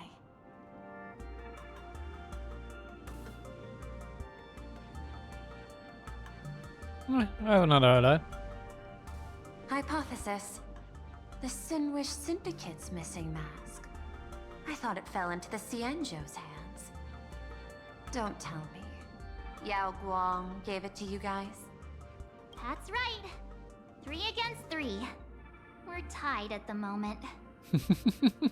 With this new variable in play, I'll have to adjust my extrapolations. But the conclusion seems unchanged. After all, as the administrator of this world, I have the natural advantage in resources. What was that weird sound just now? Some like living thing humming. That's your biggest weakness. An IPC senior executive, Plain Arcadia's administrator, a member of the 10 Stonehearts, joining the games personally. It certainly has an intimidating ring to it. But when you think about it, isn't this identity precisely the greatest burden Madame Pearl has to overcome? He is right. Your identity is far too sensitive. You want to control these games and end it safely and quickly. But Plain Arcadia's citizens might not see it this way. And this will come back to bite her. Definitely. All they see is the all-powerful IPC and an influential executive pulling all the strings. Your every action will be scrutinized twice over.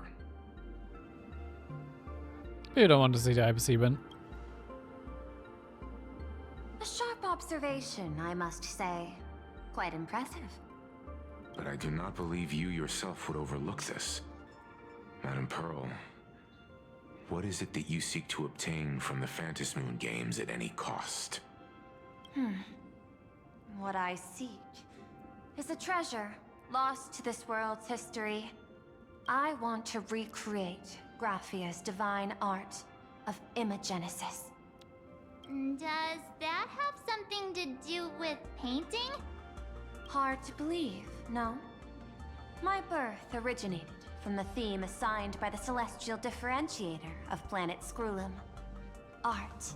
At first, I was nothing more than a machine that imitated human paintings. For an Intellitron, generating works of art is no great challenge. Day after day, I studied. Day after day, I exhausted every possibility. I could instantly analyze the proportional structure and pigment composition of any painting. I could precisely reproduce every pixel of Graphia's masterpieces. Yet I could not create as she did. Graphia's ultimate creation was establishing the world in canvas at the end of the Phantom Moon Games. I want to understand her thoughts at that moment, and touch the essence of creation. Is this your personal pursuit? Or the IPC's demands on this world? Both. The IPC's point of view is far more pragmatic. The world in canvas is a dimension that can shield us from the Antimatter Legion's warfare.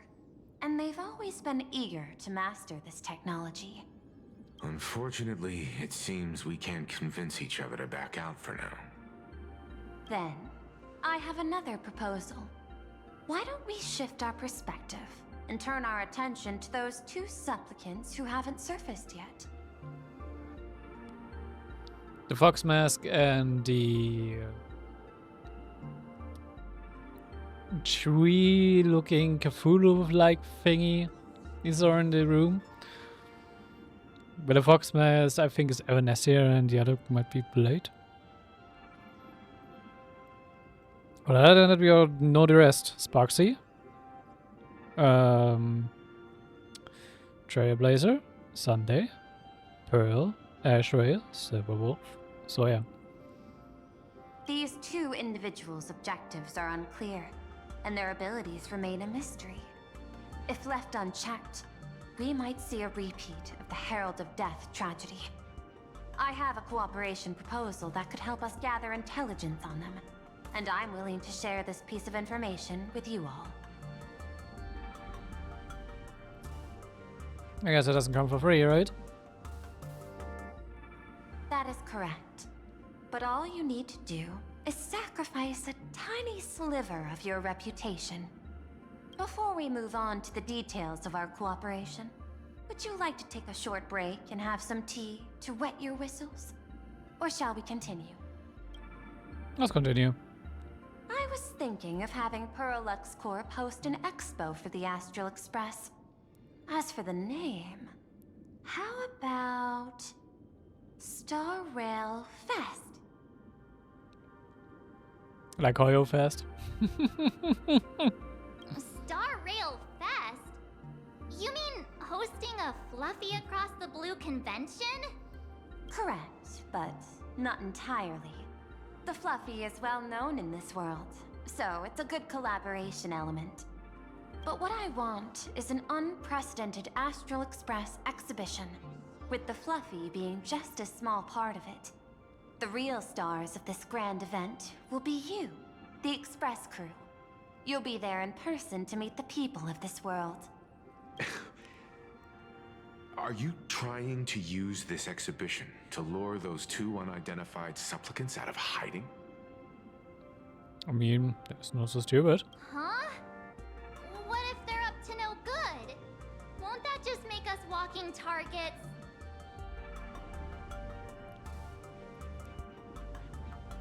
You willing to know the advantage to us? There are many ways to take the lead afterward. I'm less concerned about the progress than about the unknown risks our plan might face.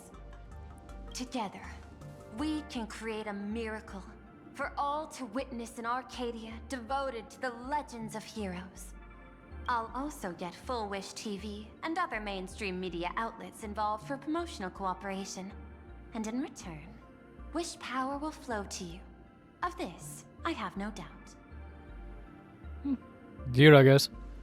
A wise choice. Before the Star Rail Fest officially begins, I have one more favor to ask of you all. I'd like the Express crew to pay a visit to Blurry QR Colt, the original author of Fluffy Across the Blue. Okay.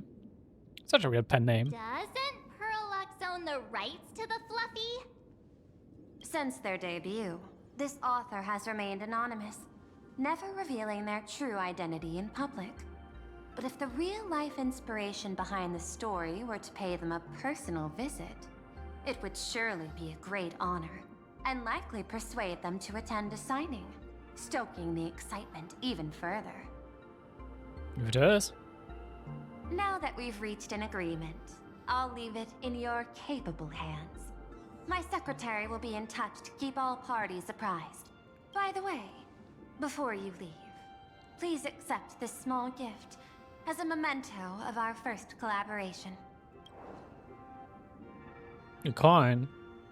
Yeah, isn't this one of Aventurine's coins? Yeah. It's just Aventurine's ship. I've studied in detail the records of my colleagues' interactions with partners in Penacony, and I was particularly inspired by Aventurine's technique of giving small gifts that symbolize good fortune.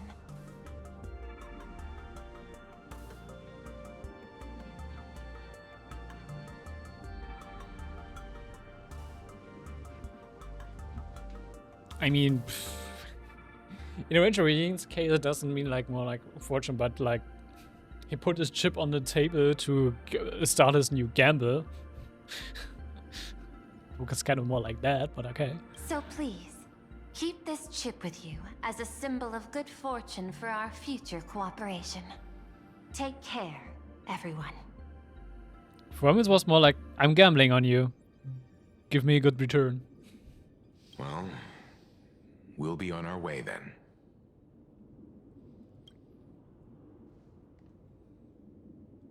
As your private detective, I must warn you that a grand exhibition of unprecedented scale would make for a perfect opportunity to reenact the blood-stained games. I think that's the point. I understand. That's why I have a mission for you. Protect the Nameless at Star Rail Fest. You actually think they would need my protection with their strength?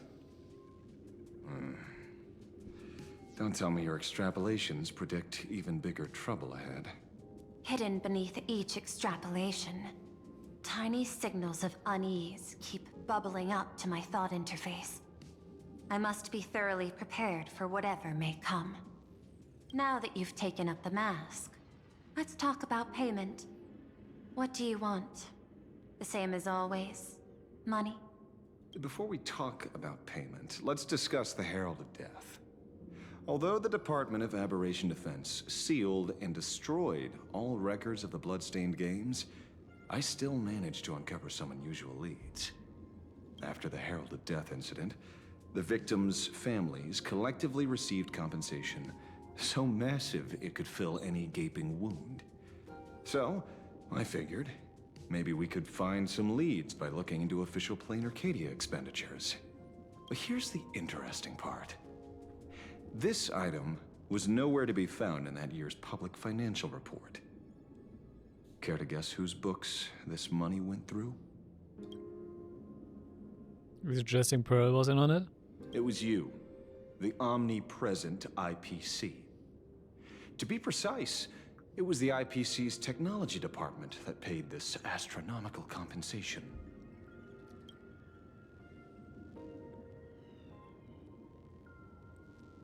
Why are there randomly like sentences that are not voiced? Why would a lever incident on some minor frontier planet cause IPC scientists to hemorrhage funding? Don't tell me they're moonlighting as philanthropists on top of their research work. Following the usual human drama tropes, am I supposed to give you a round of applause now? Being able to dig up all this information really shows your connections and capabilities, Detective Ashvale. In movies, a big shot like you would usually raise a hand right about now, revealing the dark muzzle of a gun. I'm afraid you've learned too much. And bang! That's when the gun goes off. And I, the poor sap who uncovered the truth, am supposed to bite the dust. Sorry, my hand is on the checkbook and unavailable. Mr. Ashvale, tell me, how many zeros would you like to see on that check for our cooperation? It's not about the money. Indeed, money isn't the issue. 100 million credits. Are you trying to buy me off like some poor victim's family?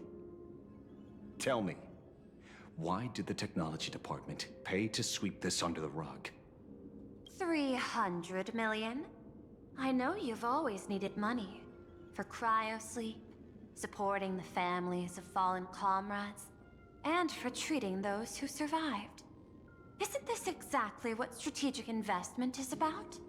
Putting money in the hands of those who need it? She kind of also doesn't want to talk about it.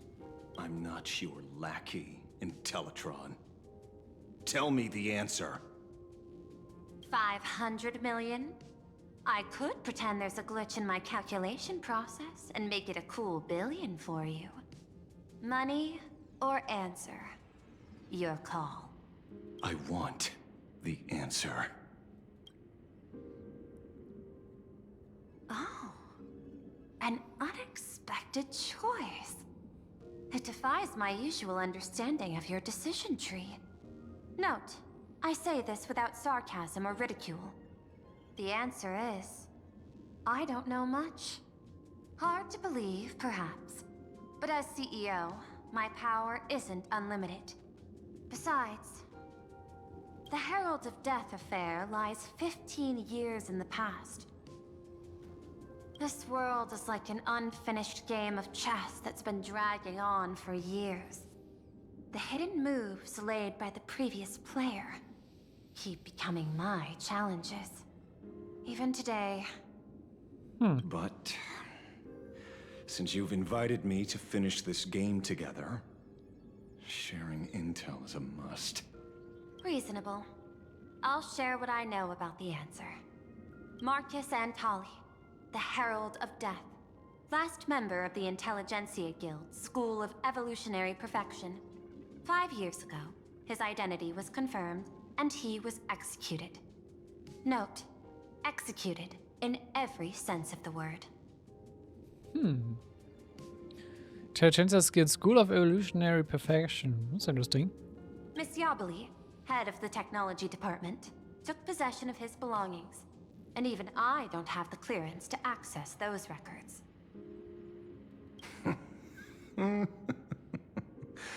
No wonder. So, that guy was practically IPC personnel. Give or take. That also explains why the technology department shelled out the compensation. Yet, the method behind this latest killing is identical to the one from years ago. If the Herald of Death is truly dead... A serial killer coming back from the dead is the least of our worries. Even if a serial killer does come back to life, he's still just a serial killer who's been shut out of the Ionic game. Unless he's a copycat. What's more concerning is this. Someone wants to exploit the legacy of the Herald of Death. Miss Yabali took away everything that man left behind, except for the fear he instilled in the people of this world. And during the Phantasmoon Games, not only can miracles trigger wish power, but fear too. Based on my extrapolations, the appearance of this new Herald of Death might mark the beginning of the festival spiraling out of control. No wonder you're in such a hurry to end the games. Mr. Ashvale, I've always respected you. But right now, I need to rely on your strength even more.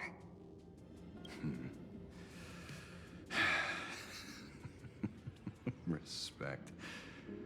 When I was younger, what I really wanted was to make the IPC fear me. The passage at times not exactly kind, is it? Well, at least they honor your strength. Deal, Madam Pearl. But I will require one more form of compensation. Whoever this new Herald of Death is, I must deliver justice with my own hands. This time, there won't be any lengthy interrogation. By the authority vested in me as CEO of Plain Arcadia, I pardon all crimes committed in the course of your revenge. Damn. Go ahead and do what you must, Mr. Ashvale.